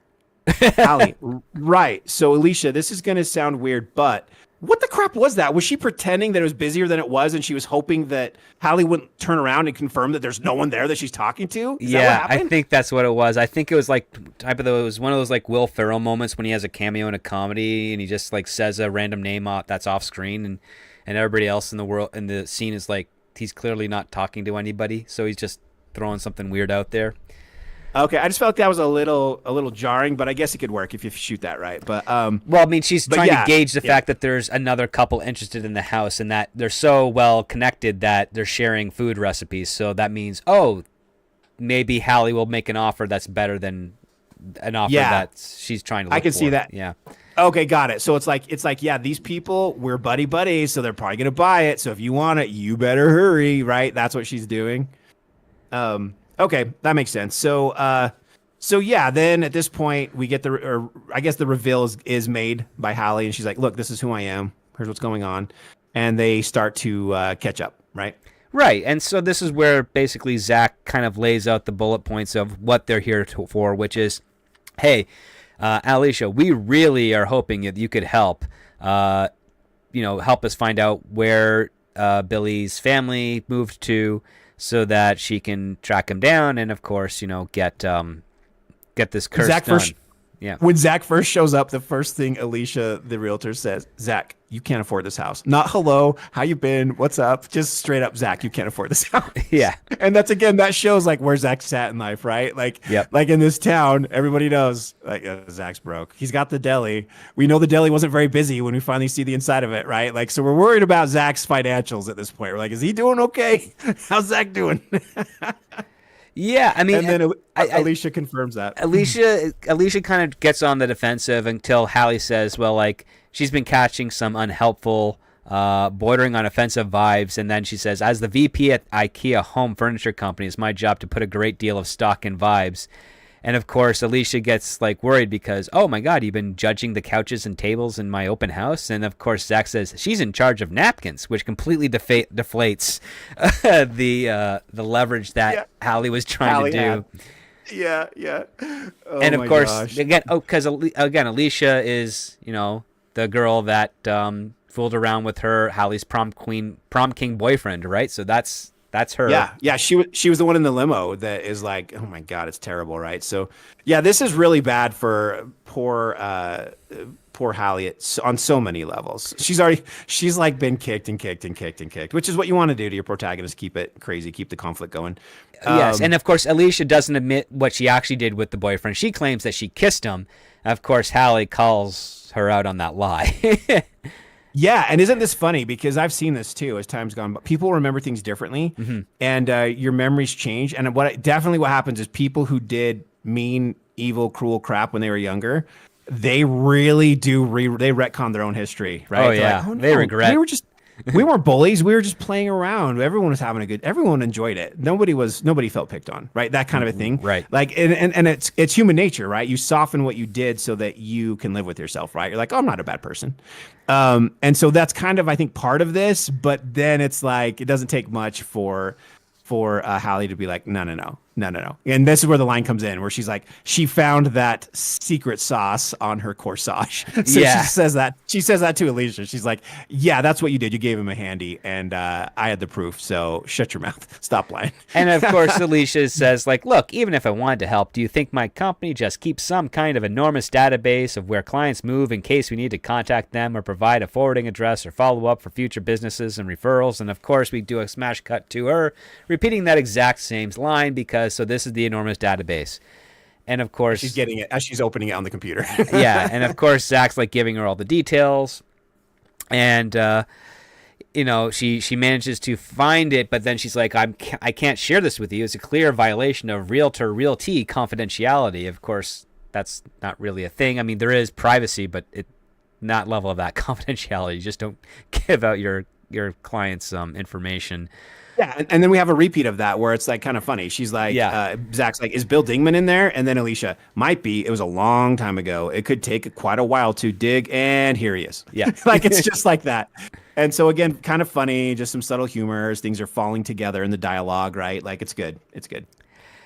Yeah, and of course, this is where Alicia Harper demands that Holly accept her apology for... Yeah, so here's a tit for tat. She's like, okay, I'll give you the information. And this shows that Alicia has been carrying this guilt in her head, right? She knows.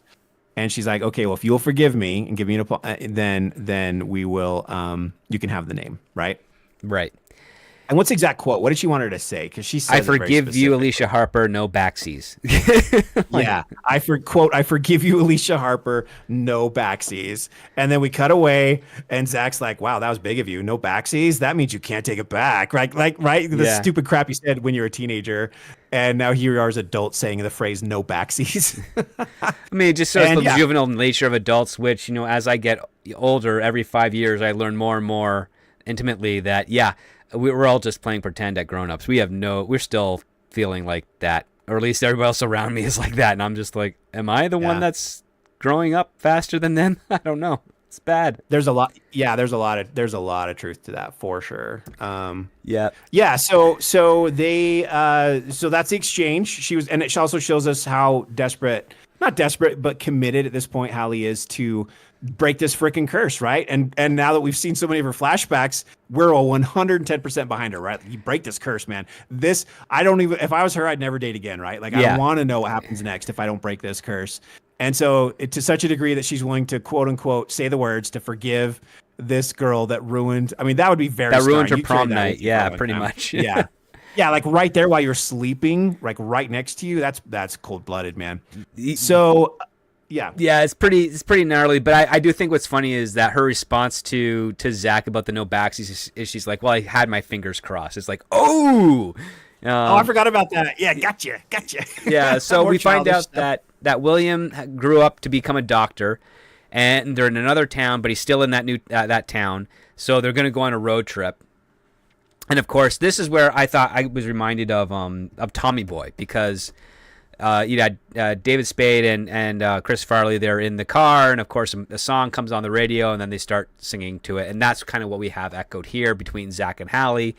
And this is where Zach even gets better, because when Hallie's like, I don't sing, Zach's like, come on, you're either the best or second best singer in this car right now. And I'm like, that's a pretty good argument lovable. To just kind of like just get lovable. He's a lovable teddy bear, dude. He's so good, and he does it every bit of the way. There was right before that, there was sort of a sweet moment where Zach offers, right? He's like, I can drive us because her car is, and Hallie goes, you do that, and Zach's like, of course. And then we see just a little notation there, she's touched. So we're starting to see Hallie go, it's more than just, and it's kind of interesting because this is a weird dynamic, right? Normally in these shows, the crush from when you were a kid is now the handsome rich guy when you run back into them later.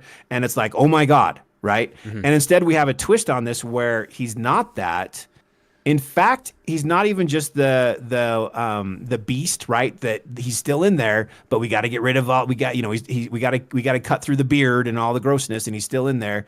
It's not even that. It's like he's her best friend. Right. He's like, I'm with you on this mission. Let's go and have fun together. So, and I like that. I like that it's not undercut by him trying to make moves on her, right? Mm-hmm. Or her still being like starry-eyed because of who he was. She still sees that handsome man in there somewhere.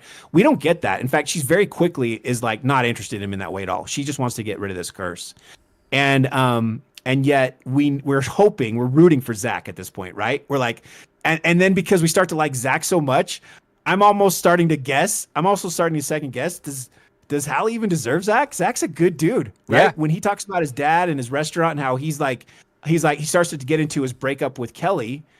And I'm not quite sure where we're at in the script when that happens, but I don't want to jump to that too fast. But he talks about how the reason they broke up was because she couldn't accept him for who he was when they were in college. Right. He's like, this is who I am. I'm going to be a guy who runs a deli that my dad left me, and that wasn't exciting or fun to Kelly. And she was like, you're just stuck in this town. You're stuck in this mindset. You're not going anywhere. You're not growing. See you later.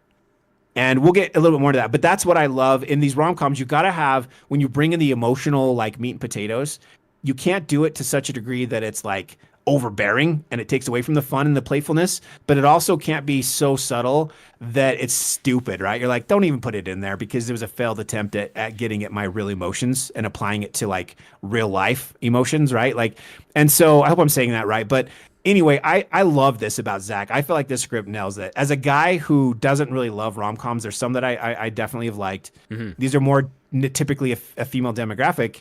I told you this and I'll say it again. This is one of those that after we left the theater, if I went and saw this with my girlfriend, I'd be grudgingly on the way walk to the car, right? I'd be like, I really liked it. It was fun, right? Like I feel like I shouldn't say that, right? I don't want to admit that. And anyway, so let's keep going. I'm rambling. I'm sorry. I mean, it's the road trip moment. We get like throwback songs to like the turn of the century. You've got what do you got? You got Michael Jackson. You got Missy Elliott. You got Macy Gray. Was it Come On Kicks? Come on. Oh, Cameron. Oh my gosh, yeah, Cameron. That's who it was. So they have these songs that they're kind of just singing together, and then they decide to take a lunch break at the Crackle Barrel, which oh man, kind of comes out of left field. Like, yeah. It's like, at why first are you're we like, here? What?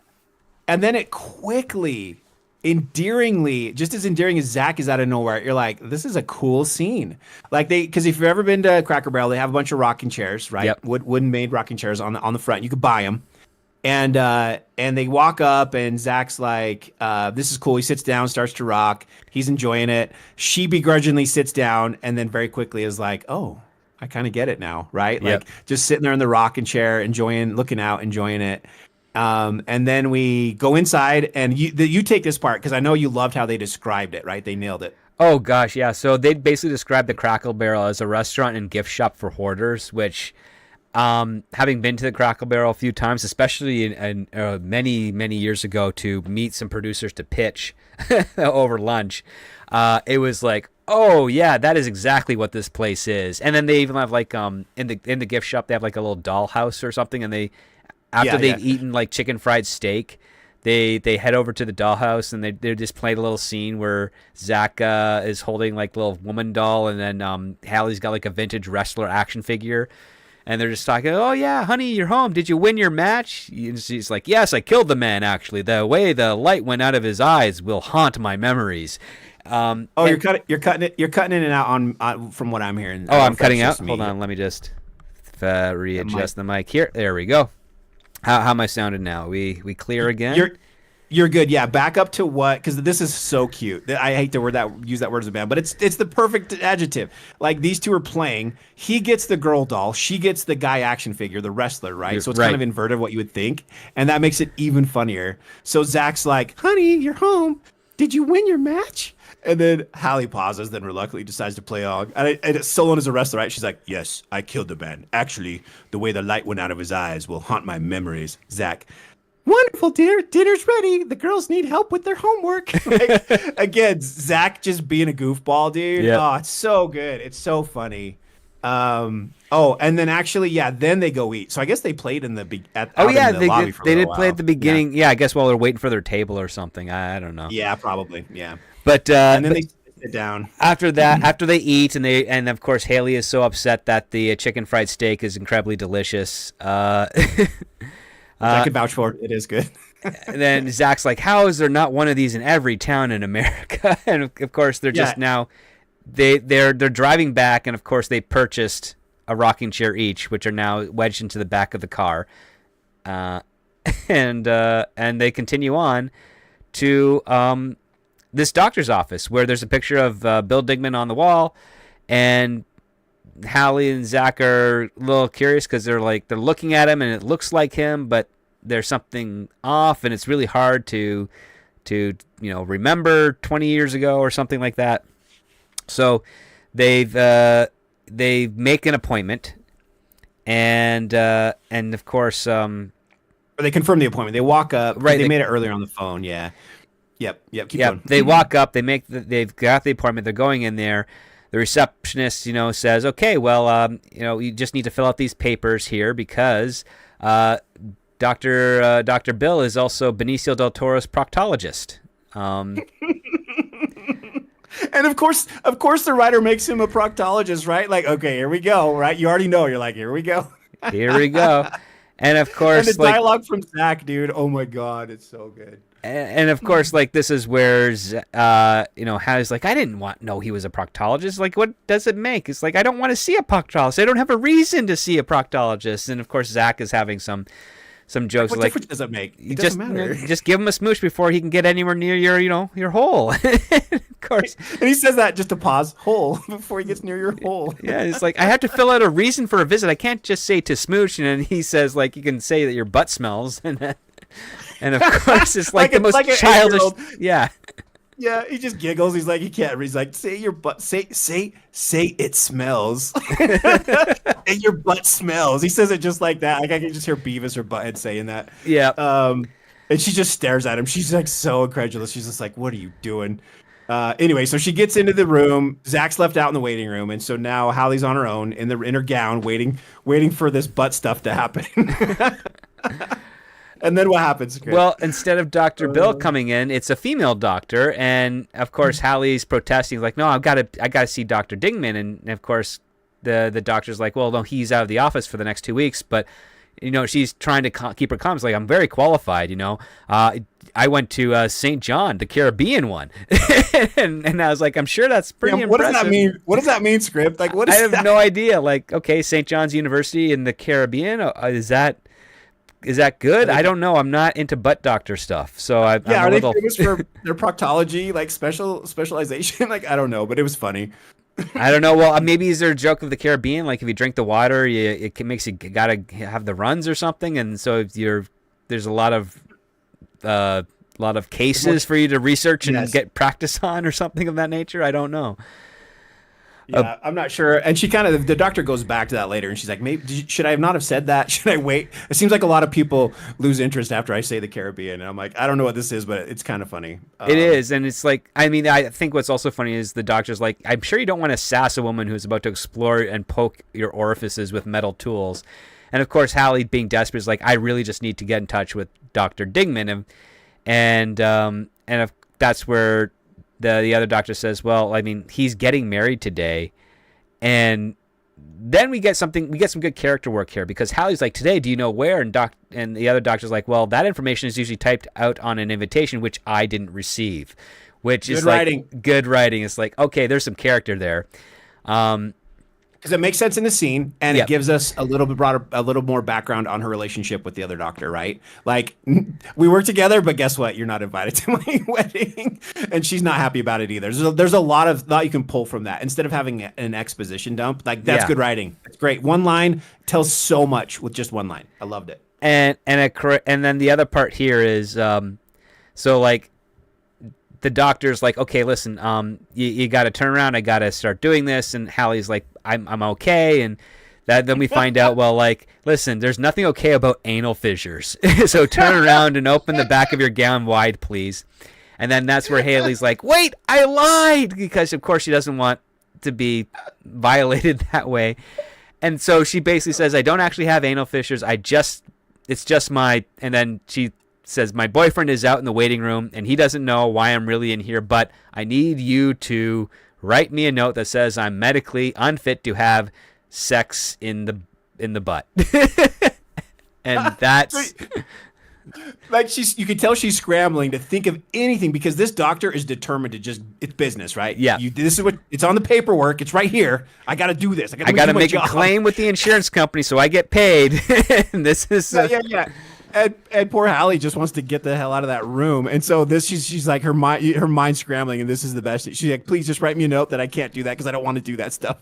And anyway, it was great. I thought that was a really great way to close that scene. It was a great way to close that scene, but I think there's something missing in the transition, because from this scene here, we go into a dressing room where Hallie is getting dressed while she's on the phone talking to her mom and dad, and of course, Terry's saying like, well, that's incredibly unethical. And of course, Hallie's like, well, she was doing me a favor. So we're being implied that some additional information has been shared here, but I think we're missing a beat on that, because then Terry says, by lying to your boyfriend and denying you both pleasure. And of course, Hallie's like, Zach's not my boyfriend.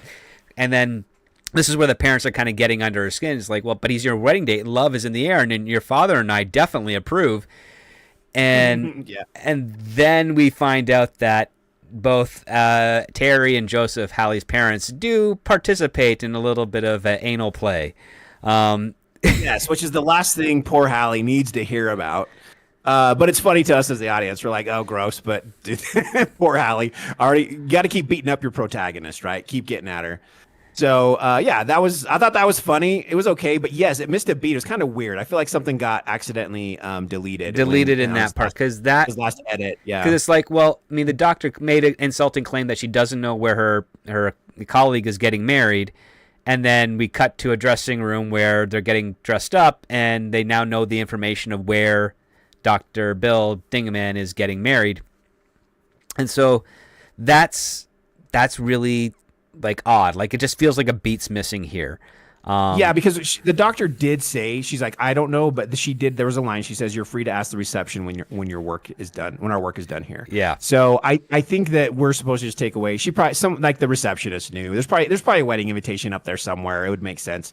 But yeah, so I wasn't too caught up on that, but it did feel like we missed a line or two of something there. Right. And course, then yeah, sorry, go ahead. I would just say this. And then, of course, after the phone call, Hallie gets out of the dressing room and finds Zach, who is all put together in a nice suit. And this is where Hallie's like, oh, he looks normal. So this is your, like, pauper to prince moment from Hallie's perspective. He cleaned up good. Yeah. And then, of course, Hallie looks good, too, right? She's got her dress on. They're going to crash this wedding.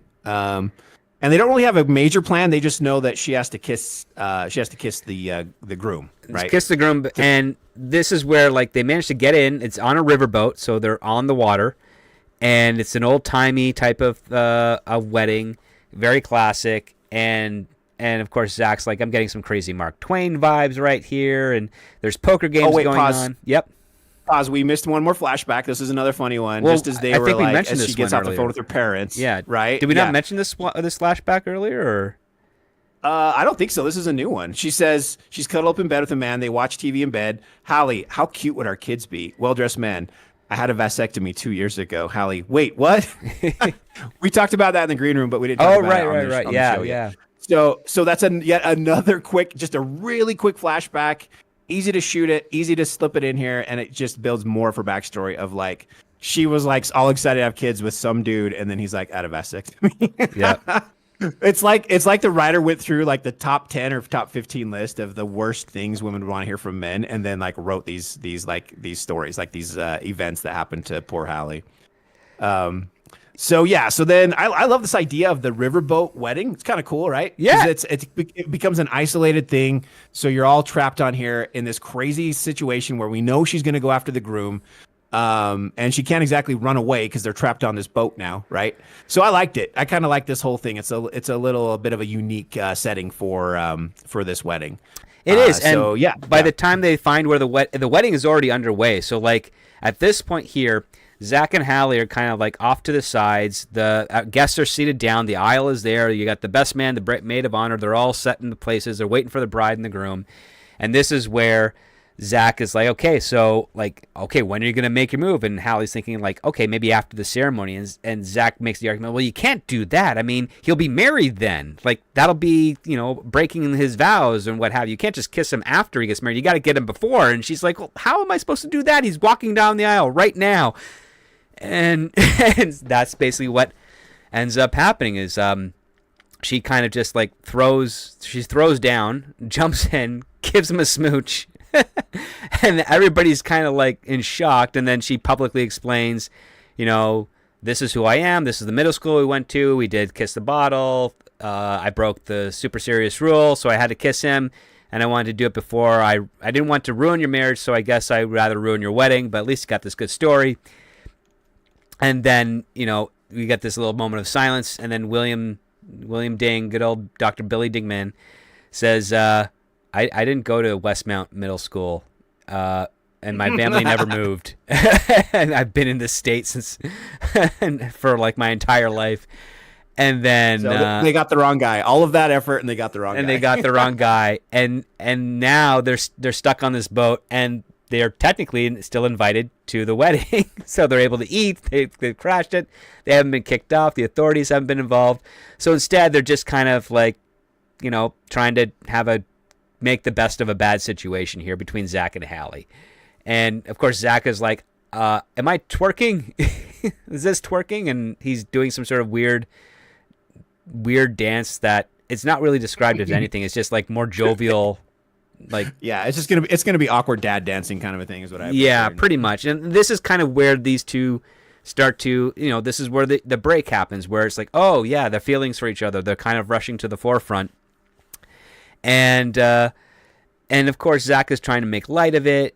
It's just like, hey, we crossed one Bill Dingman off of our list, 2 nothing us. Hey, let's go dance. Come on, for the endorphins. And he's really putting himself out there just to make her have a good time. And it's like, yeah, this is the type of endearing behavior you want in your romantic comedy with one of the characters, especially the supportive one, the one that like the instant those two meet, like, okay, these are the two that are going to get together somehow by the end of the story. And you just need to make the argument to why we as the audience want these two to get together.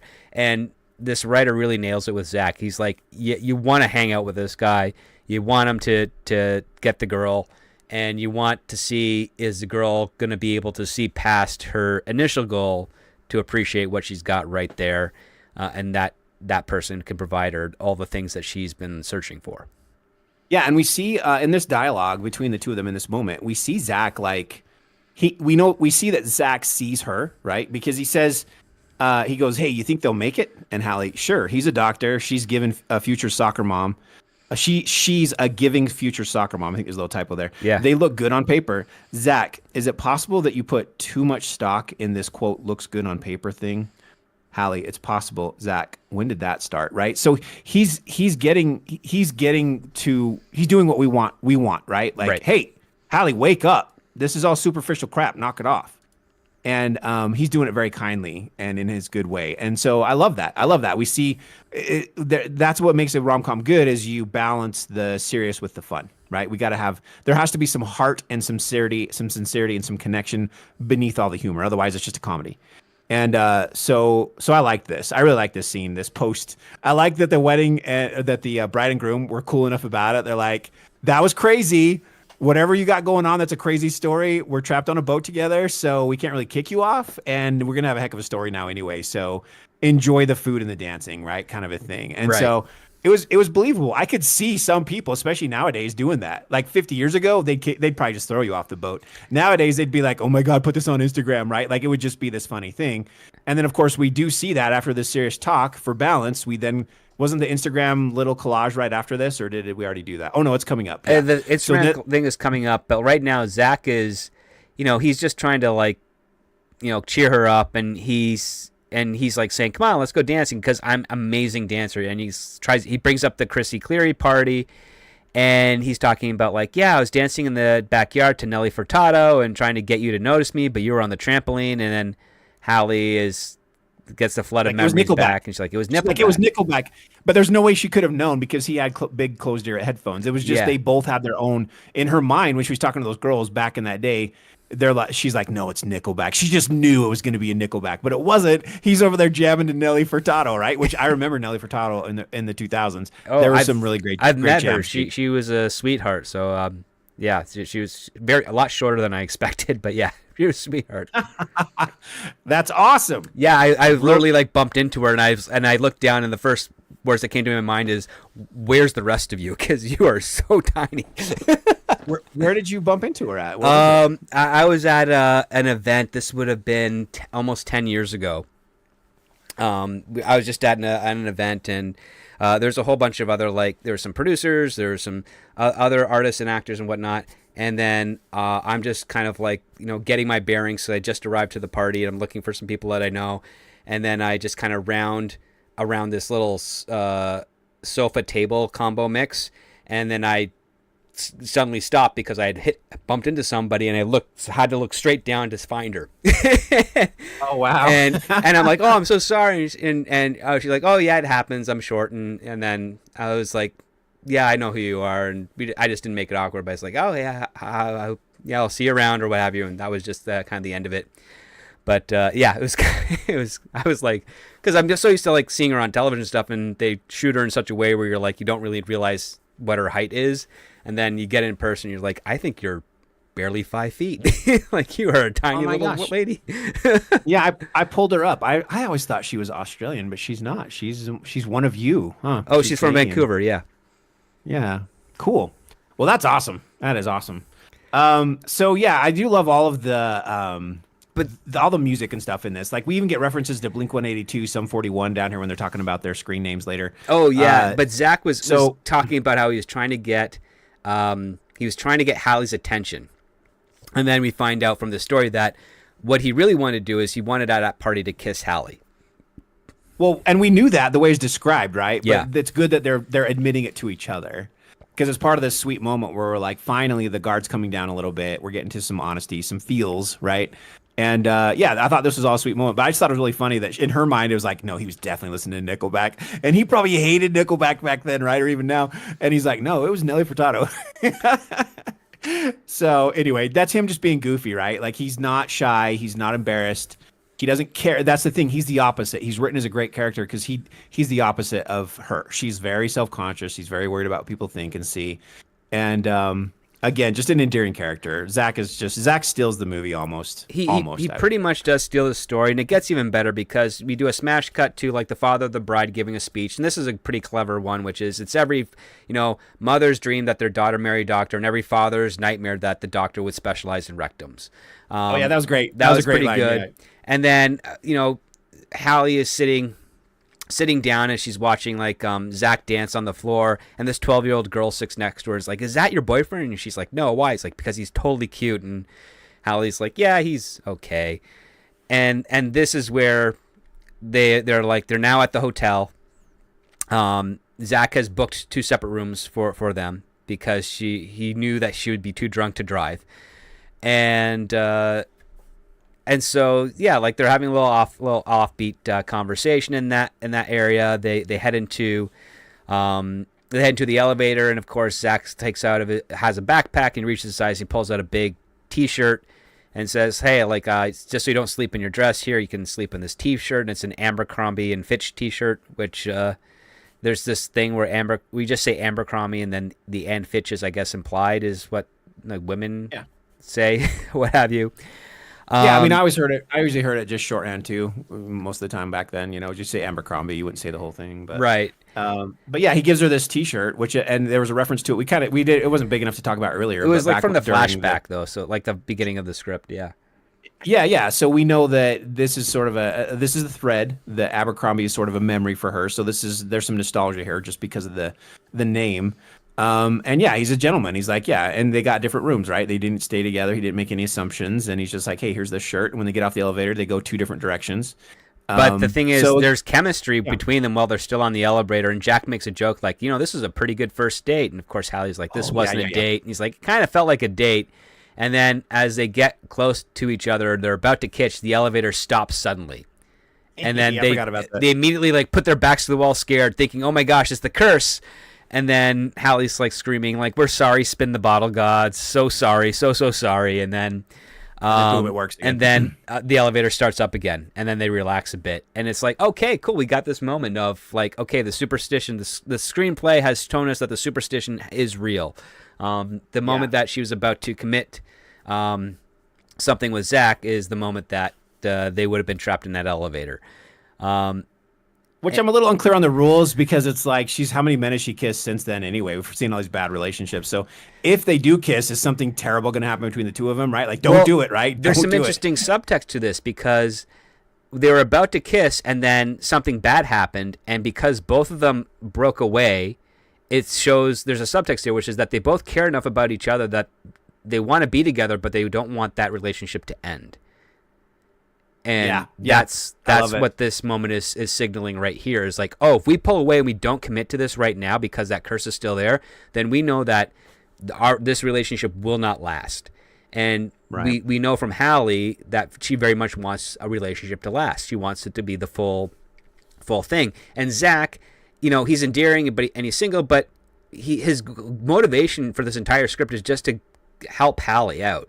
Like he's not really in it for himself in any way. He's just this type of guy that's like, oh, you got this problem and it brought you back here, and I'm my own boss, so I can actually take as much time off work as I want because I can go help you out with this situation, because I feel bad, from a friend and an old school crush is having a tough time in the ways of love. And then when their chemistry, kind of peaks, and they're like, oh, there's something here, and they get that one, external world sign saying don't do this, they stop. And because they stop, because Hallie doesn't try to force it through, and Zach doesn't try to force it through, that they actually care about each other. Because if Hallie didn't realize there was a curse and they still got into the situation and they kissed, we can easily infer that relationship is now doomed. Right. Yeah. Well, because her track record is not debatable on how bad it's been. Right. Yeah. So I love that. I do love that. It works on a much deeper level, which is exactly the kind of stuff you want in a rom-com, right? So yeah, then they go to their hotel rooms. They split up, right? They go in different directions, which I like that too. It makes it very clear. I'm going left. You're going right. It helps to solidify we can't be together. We must be apart right now. Mm-hmm. But then he calls her up on the hotel phone and says, "Don't you miss landlines?" but yeah, as they're going the opposite directions in the hotel, he says, "See you later, gladiator."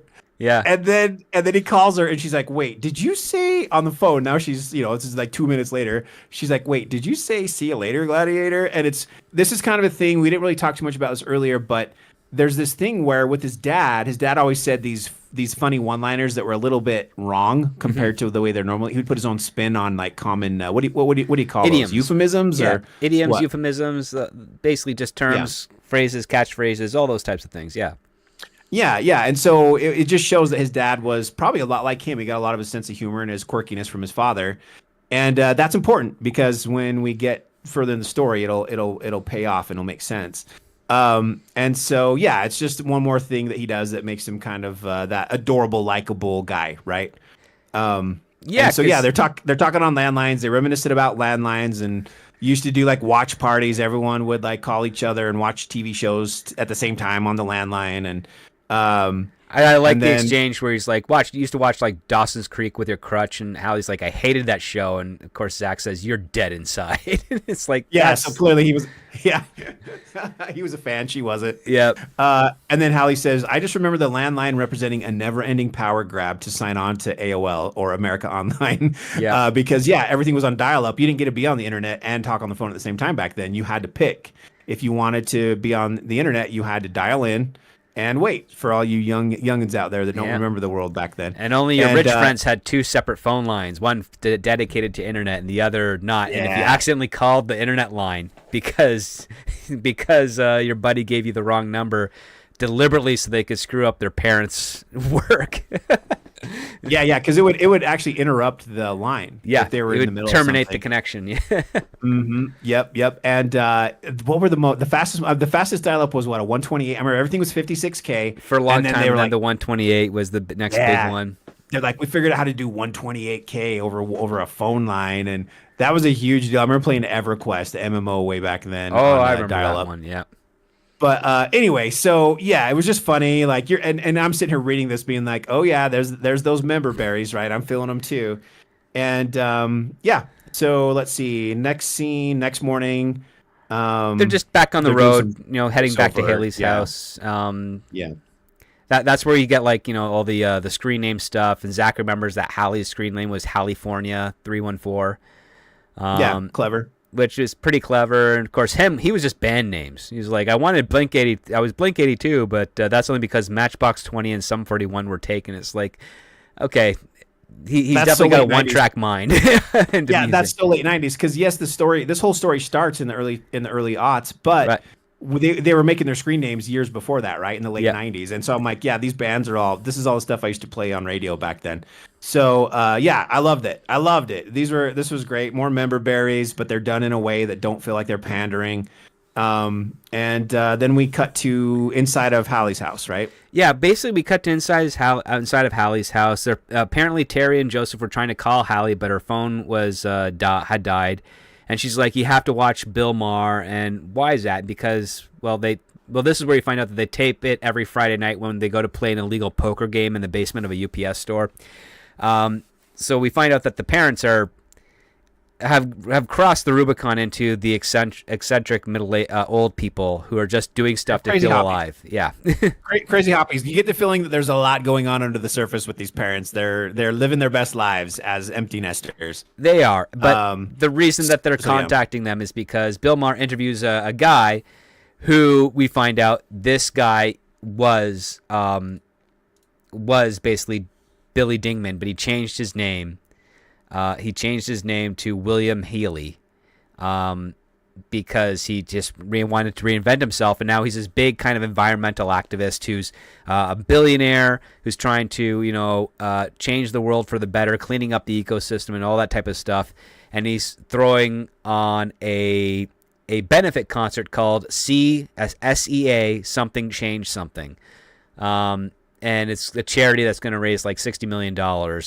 And he's going to match whatever they raised at the end of it for the concert that he's doing. And yeah, he's become very rich through video games. They kind of quickly gloss over that, but yeah, the dude's probably a billionaire. And we find out that this is the guy, right? This is the green-faced or the green-mouthed guy that she didn't kiss. This is their target. And basically we have, we find out that he's written a book called The Death of Building Man, Becoming My Own Favorite Superhero by Will Healy. And then this is where Hallie freaks out because she's like, he's literally works like 2 blocks away from my office this entire time.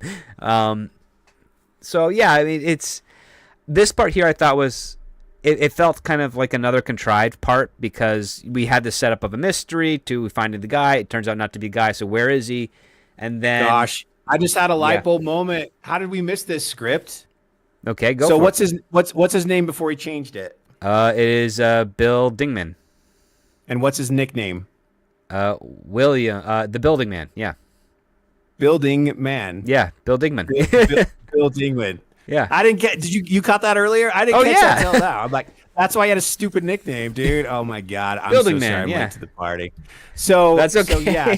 So he was bullied with that name. I'm like, but that's not a bad bully name, Building Man. Like, that's kind of cool, dude. It's like, I guess maybe for the construction guy. I don't know what's going on, but I just, that's funny, dude. I just got that. I'm like, oh God. So anyway, I'm going to mute myself now.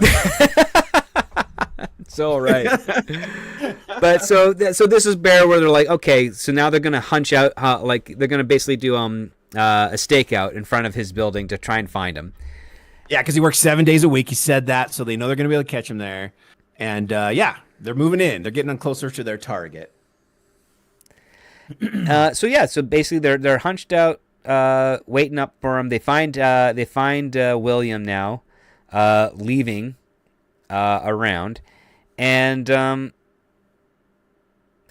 then they as they're waiting for him to come out, they run into this baby Bjorn man, who apparently remembers Zach and Haley, and his name was Graham Kolek. And so he's swearing politely instead of saying, he's saying, "Holy ship, I think you mean," which would drown in the water.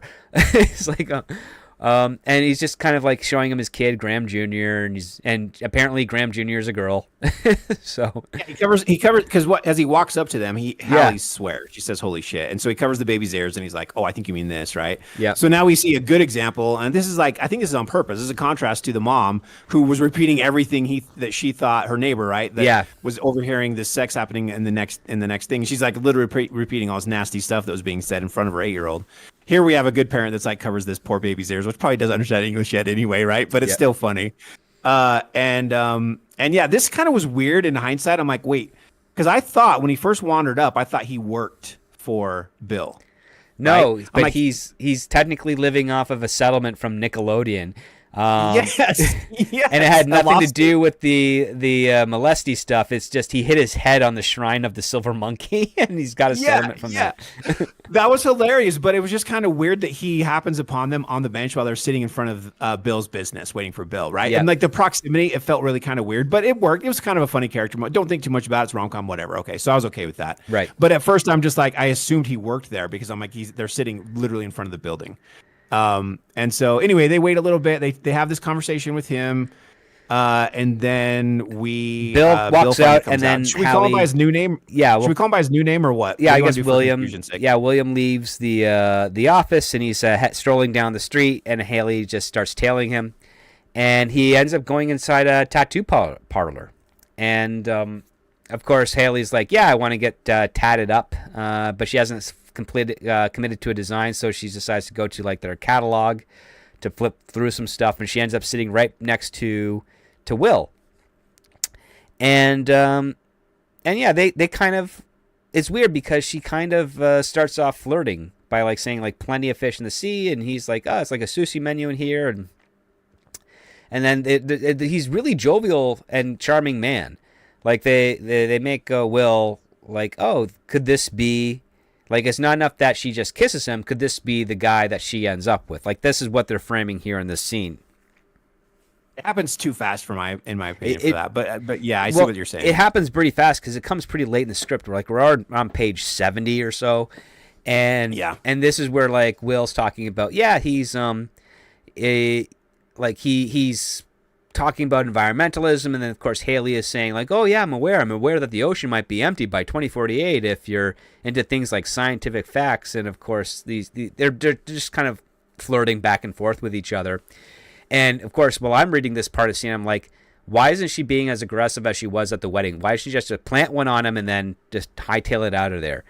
Something else has gone here, and I think this is where the writer kind of missed a beat, because this is the temptation of the image versus the substance, right? Because it's all about who she's with and how other people look at her for that.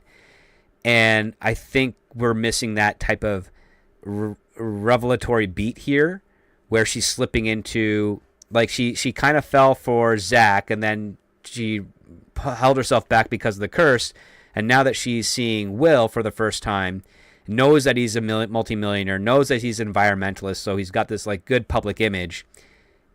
Yeah. We need a little bit more of seeing her fall for the temptation. And I don't think we got that established here in this. 100% agree. Yeah, because that would make more sense that she's like, the old, well, not the old her, but the still kind of lingering part of her that cares so much about how things are perceived. Right. Would be, that's perfect for someone. Oh, he's got a lot of money, right? He's got all his money. So yeah, but I think for the sake of time, we just kind of rush into it.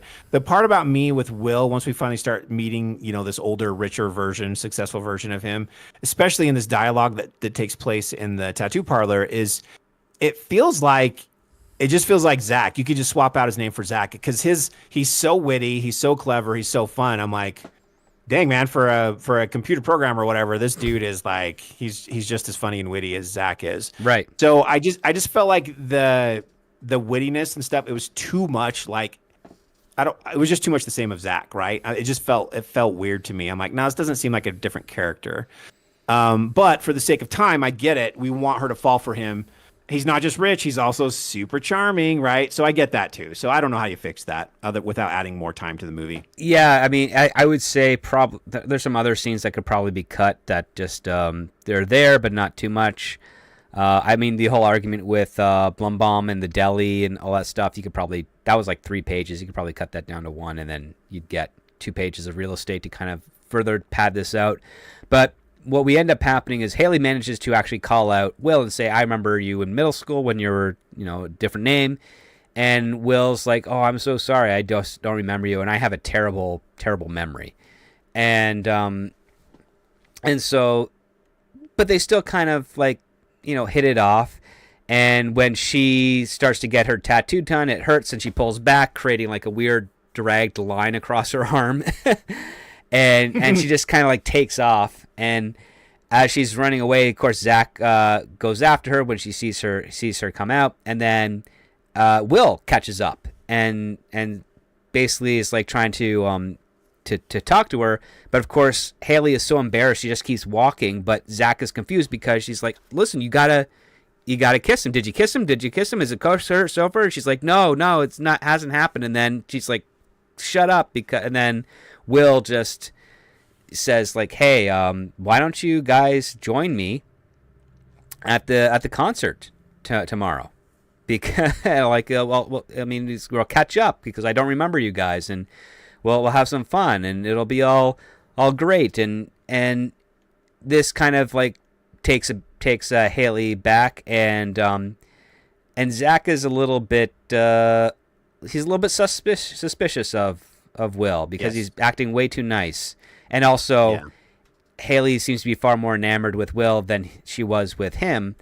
So when Will says like, "Yeah, you can bring Zach too if this is too weird or too forward," and of course Haley's like, "He doesn't have to come," and Zach's like, "Oh, I'd love to join you guys." And now they're and then when they go, so after they get the invite, they're on the city metro, they're riding the train, and Zach brings up the thing again. It's like, "Why didn't you just kiss him?" And of course Haley's like, "Well, that's assault." It's like, it's not assault if there's an explanation. And of course she's joking about that solid lawyering there. And he's arguing with her that this whole thing could be over, but she didn't want to scare him away. And this part I felt was like, okay, this is the explanation to the setup I said was missing from the tattoo part of the scene. It just feels like I wanted a little bit more on the setup there so that we could see Haley kind of out of fear maybe revert back to who she was before, who is what Zach is trying to prevent. Yeah, because we all know it's hard to change, right? Especially those flaws. She's now aware of her flaw. Zach has helped her see that. She really likes these qualities in Zach. We're sitting here getting this deep into this like it's a soap opera, and yet I agree. We needed more time between her and Bill and Guy. Yeah, and Billy. Yeah. Yeah, we needed more time with her to go for him to like push those buttons, right, to relight them up, because it's going to be very easier to fall back into that, right? For the security, for the security of appearance. He's got all that money. So I don't know. Yeah, you need at least one more scene with those two together where like maybe he invites her to dinner or something. And then we see her really kind of be like Twitter-pated by all that, right? Really tempted by the life she could have. We could have her, because they've already done this. We could have her slip into imagination mode, and she's like, da da da. The unicorns start dancing and all that stuff, and she's like, oh, this is us with our 5 kids, and we're on we have our own private, huge yacht out in the middle of the ocean, whatever. She has out in the middle of the ocean while they're scooping up like plastic and putting it into a container or something. Yeah, and not all of their kids are adopted. They're clearly adopted from third world countries. Like whatever it is, right? Like she's like changing the world, and she looks like, and she can see herself getting on Instagram with like 50 million followers. Like, oh, how lovely she is, right? That would be a good fantasy for her to have, because then it would show that. Yeah. I mean, that's the temptation or who knew mindset. But yeah, we're missing that because it goes straight to the metro, to them going in. They're now into another elevator in a concert arena. And Zach is trying to, he's trying to nudge at the behavior of Billy by saying like, oh, he couldn't even spring for like front row seats. He put us in the nosebleed sections, like we're second-hand citizens. And of course, Hallie corrects him as like class, and he's like, oh, he clearly has none. Be honest. Did you correct that too before you read the next line? Did you? No, I was actually, I thought that was him doing a setup actually. I instantly corrected it. Yeah, I instantly was like, no, second-hand citizens? No, second-class citizens. And boom, next line, Hallie, class. And then you see his zinger on that, which is he clearly has none. Like he deliberately set her up to say that. Yeah, and again, beautiful writing from the origin, but also beautiful character dialogue. That made one more, just another little subtle thing, another brick in that wall of the endearingness of Zach as a character. So yeah, then the elevator gets to where it's going, ding, elevator's door open, and they are led through a very opulent hallway. They are not in the nose bleeding section. Where are they, Script? Oh, they're of course in the private suite right by the show stage. Like they're in prime real estate territory with a full catered room and a whole bunch of other musical acts just milling around in this party, one of which is Paul McCartney, who basically says his first line is, "Do you two want some cocaine?" And Zach's first line is question mark is like, sure? And then someone else is like, great, do you know a guy? And it's like, okay, this is kind of, all right, this is interesting. And of course, Will's like pops right in, and he's so happy that Haley made it, and he's like, this is my friend Paul. And of course, Haley is getting all like, mushy around him as a result. And then he does this funny thing where he's like, and so Paul, this is Haley, and this is her friend. I'm sorry, I can't remember. And then Zach just replies Paul McCartney because he's starstruck by the Zach's Beatle. just like he probably like almost half whispers. He's probably like Paul McCartney, like he's just, is this real? Just getting slapped in the face, like no prep, not prepped at all for what he's about to walk into when those elevator doors open. So I thought this was captured very well. The energy's good, the dialogue's great. Very punchy dialogue. It's very fast paced, and and then Paul just walks away like he doesn't care. He's a star, right? He's on a mission. He's not there to shake hands and impress people. He's Paul McCartney. He's just looking for his cocaine. So that was great. That was really good.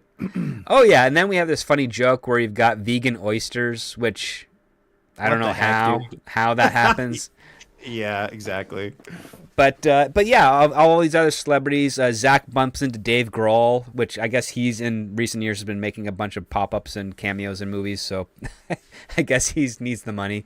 Lead singer for the Voodoo Dolls, right? And he was the drummer for Nirvana for a while.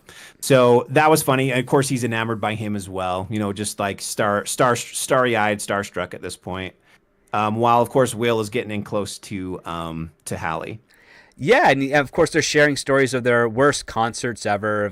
There's one where Will is talking about what he thinks is the worst concert, but it's the best one where he breaks both of his arms for catching a guy named Fat Joe, and then Hallie talks about her best concert, which is Erykah Badu, which I don't know who that is. So. The name sounds familiar, but I have to look it up to see what the hits were or any songs. And then Zach jumps in with his worst story. Yeah, it's like, okay, worst concert. And of course, this is where we find out that Haley, she recounts the sign where she's in the concert, she's in the crowd, looking at the stage, having an amazing time. And she turns to a man hopping around, dancing next to her, and she says, I'm dating the drummer. And the man next to her stops bouncing, and his response is, he's my husband. and I thought we were down to flashbacks, but and Haley's in shock. And then, of course, she doesn't share that story. She just says, I like to keep things positive. And then Zach says, oh, I remember mine. It was Bon Jovi. Every song was made for people who like to get drunk at indoor water parks. Am I right? And then the crowd parts to reveal Bon Jovi is there just staring daggers, and everyone is all awkward. Yep. And then the lights dim, show begins to get ready, and I like that. That was a great twist. Just a nice little cameo from Bon Jovi to be in there, like, because there is a group of people that hate Bon Jovi. I'm not one of them. I love Bon Jovi. I think he's fine. Yeah. So great scene, and what I love about this writing is the momentum. Again, I said this before. I'll say it again. Is it's just we're going right. We're moving. Yeah. Because you don't want to write stuff that doesn't go anywhere, and this is all part of just establishing this party, right? Like who's there, what's it feel like, how are our characters reacting in this environment? But you don't want to stay here too long. We need to get to the next plot point. And so I feel like we stayed in this zone just enough to establish some more character development for all of our characters at this point, and as well as have some more fun and some more laughs along the way. We need that, right? This is what we're here for, is to laugh. And then so then he's like, he invites her backstage, right? He's like, hey, do you want to come backstage? Yep. And then Zach's response to that after they leave is so funny, dude. Oh yeah, because he's asking Dave Grohl about backstage. Like, is it really all that great? Yeah, he's like in denial. He's like, so what? It's not that big a deal if they go backstage, right? And then let's see, where's Dave's response? I gotta find it because his response was really good. Yeah, something about rock stars. Yeah, he says like, dude, rock stars get more ass backstage than Benicio del Toro's proctologist, and so sort of a fourth wall joke, like because we've all seen that was where the other guy was, and it's like, oh, so why would he bring that up of all analogies, right? It's more for us than anything as an audience that we know that the wrong guy they went to, that first proctologist was his proctologist, because they had a picture on the wall with Del Toro. And so anyway, it was just funny. That was almost a fourth wall breaking joke, and I appreciated that. It was in the right spot. But it's also time. make me wonder, like, is there a rumor with regards to Benicio del Toro and his butt that I just haven't heard of? Because I know Richard Gere in the story with the hamster. Oh, the hamster. Yeah, but no, I've like, never heard anything. Is there about something Del going Toro. on with Benicio that just I'm out of the loop on? Because why is Benicio del Toro specifically? Like, I mean, because in the end, I'm not gonna say too much, but in the end, we see pictures of that member. Yep. Do you remember that towards the very last page?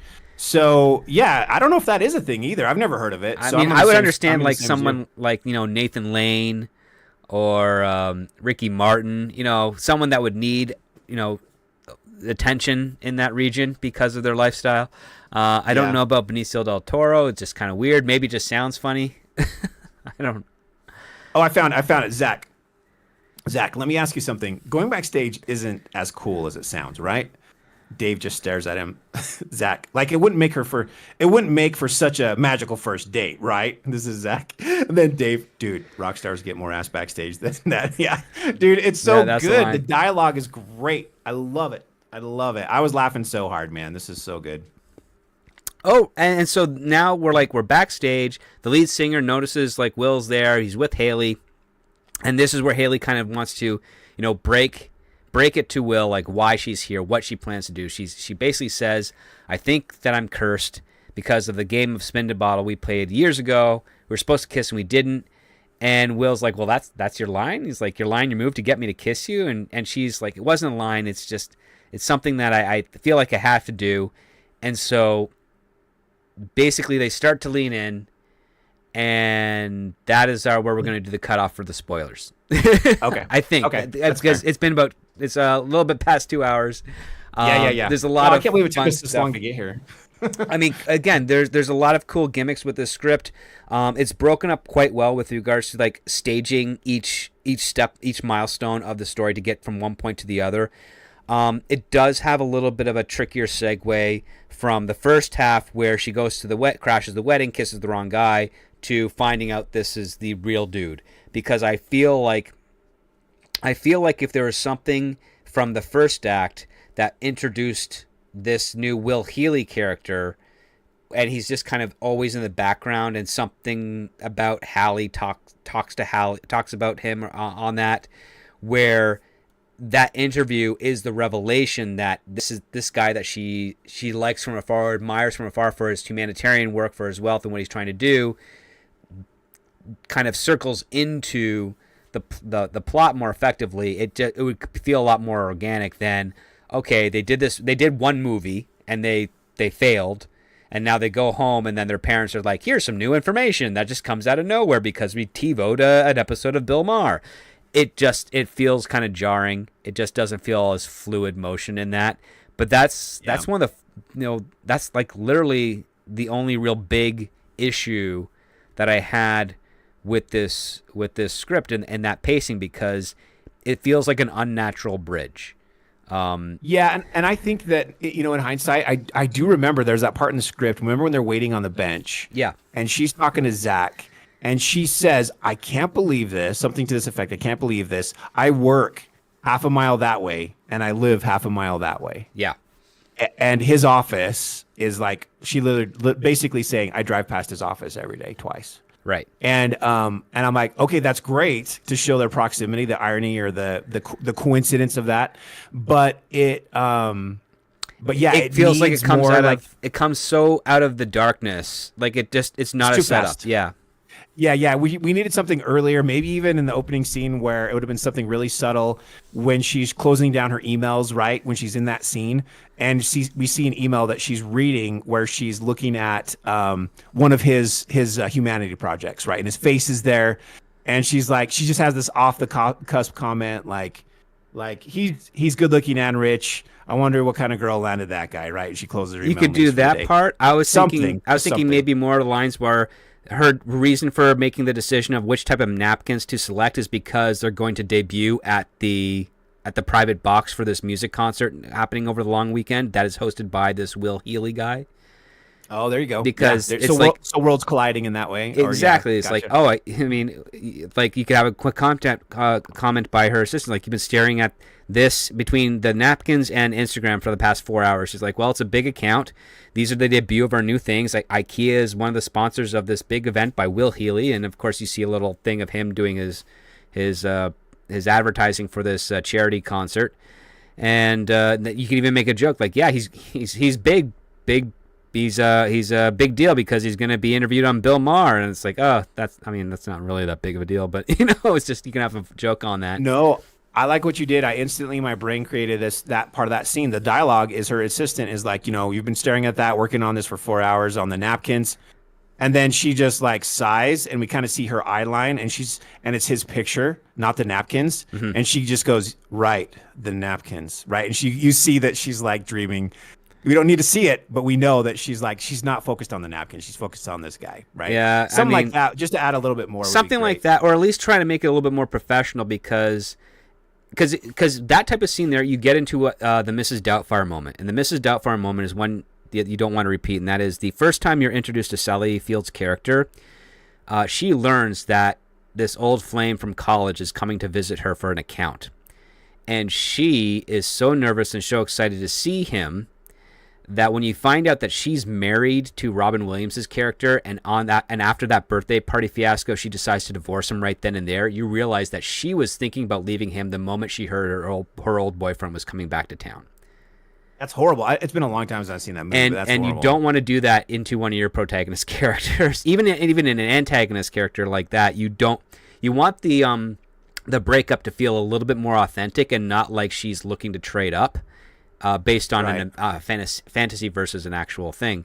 So with this one here, I'd make it more pressure of her job, and then at the same time doing a little joke of nobody looks at napkins anyways. And that also gets under her skin, which is that she feels, even though she's the VP, maybe she feels like there's something else lacking in her life, and she's looking at the appearance of a good relationship versus something of substance, and that can then bring you into the comedic scene where she finds out that her boyfriend's been cheating on her, and then kind of starting her on this journey of, yeah, my love life is cursed. If only I could find someone that was really great, a good person, maybe like my client, the client that we sent napkins to for the charity, like Will Healy.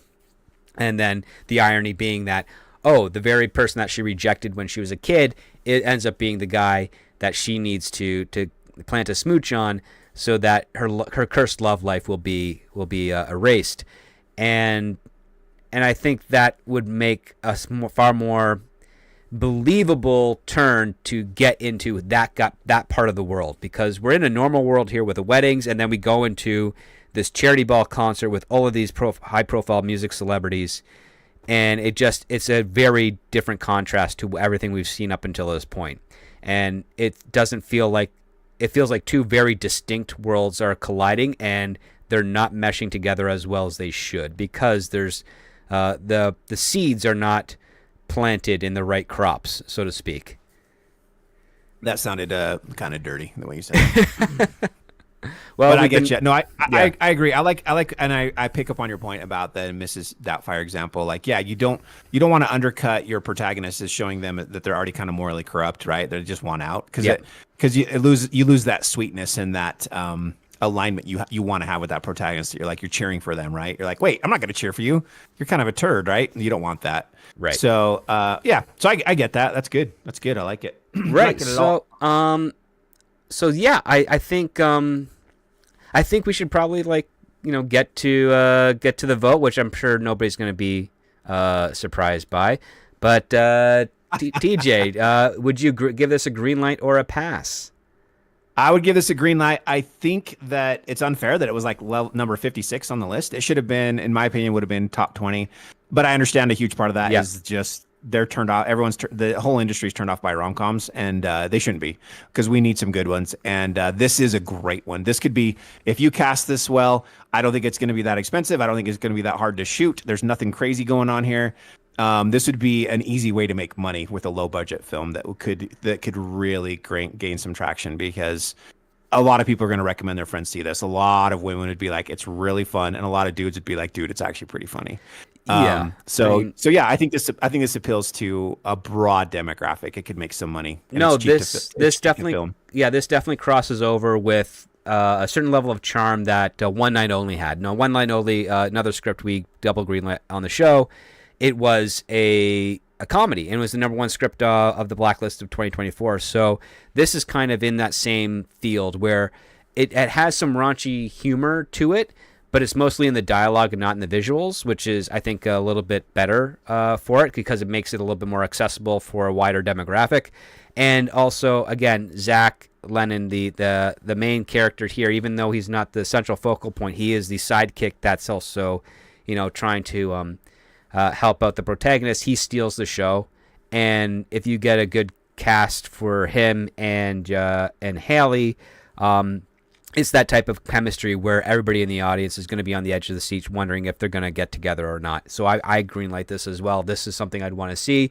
It only has one flaw, which is not a difficult fix, which is just get Billy in there as an adult, Will Healy in there as an adult a little bit earlier so that we can have him as a through line as opposed to this random mid-act turn reveal that kind of comes out of nowhere. And that's a pretty easy fix to do. I will say some of the comedy is pretty solid for it is on the page. There's lots to work with a good cast. And even the interstitial flashbacks, they're informative to the story because they don't dwell on the past. They're they're used in such a way that they're building up why Hallie would be desperate to kind of get rid of this curse because of how bad each situation she's been involved with has been. It's twofold. It sells why she believes there's a curse to begin with, and then it also sells like why she's so desperate to get rid of it. It's both. It's twofold. And the other thing I would say, we're not going to say what happens in the end, but I will say this: it's got a great ending. The third act is awesome. In fact, it kind of has like 3 sections or 3 chapters to the final act that are really short. I don't think it's long. It's not. It's very quick. It's just punch, punch, punch. And it could have ended after the first punch and been good. Could have ended after the second punch and been great. And then, but it doesn't. It actually ends on that very third, the knockout punch, which really gives you like a little at the very last moment. You're like, huh, right? Like it's a good. It's not like a we're gonna trick you and this is dumb. It's like no, it makes you really go, oh my god, that could be funny, right? And just one last little laugh at the very last moment. This is a great film. It needs to be shot. This needs to be done. This guy needs to get paid. This writer is great. And I think that the world needs this movie. It's worthy of our time. This would be a good film. And checking over in with the Patreons over at patreon.com/scriptdoctor. Those that read the script and voted, they also agreed with us. They gave this a green light as well. 100% of the vote enjoyed this script. So sadly, no comments yet. Come on, guys. If you're patrons out there, please, if you've read the script and you're going to vote, please leave a comment. We'd be happy to discuss that on the show.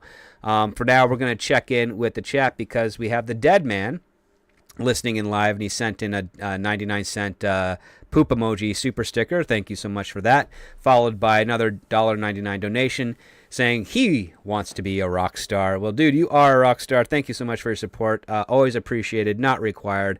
Happy to have you and everyone else out there listening into the live chat. Before we call it a show, TJ, any final thoughts about tonight's script before we get on with the rest of the weekend? No, we nailed it. We nailed it. I think that I think it was fun. It was a great night. It was a good script, and we need more movies that make us laugh instead of more movies that make us kind of annoyed that we spent time or money on them. And this is one that deserves to be deserves to be greenlit. So thanks for having me. Always a pleasure. And yeah, that's it, buddy. All right, man. Well, thanks so much for joining me this week. We'll be back again, of course, next week. I want to wish everyone out there a wonderful weekend and a happy Father's Day this Sunday. I hope you're able to make the most of it for what you have. And we'll come back next week with another script. So with that being said, thank you so much for listening, whether it's live or on the recording. Have a wonderful rest of the weekend. And never forget, guys, when it comes to great story, it all starts with the script.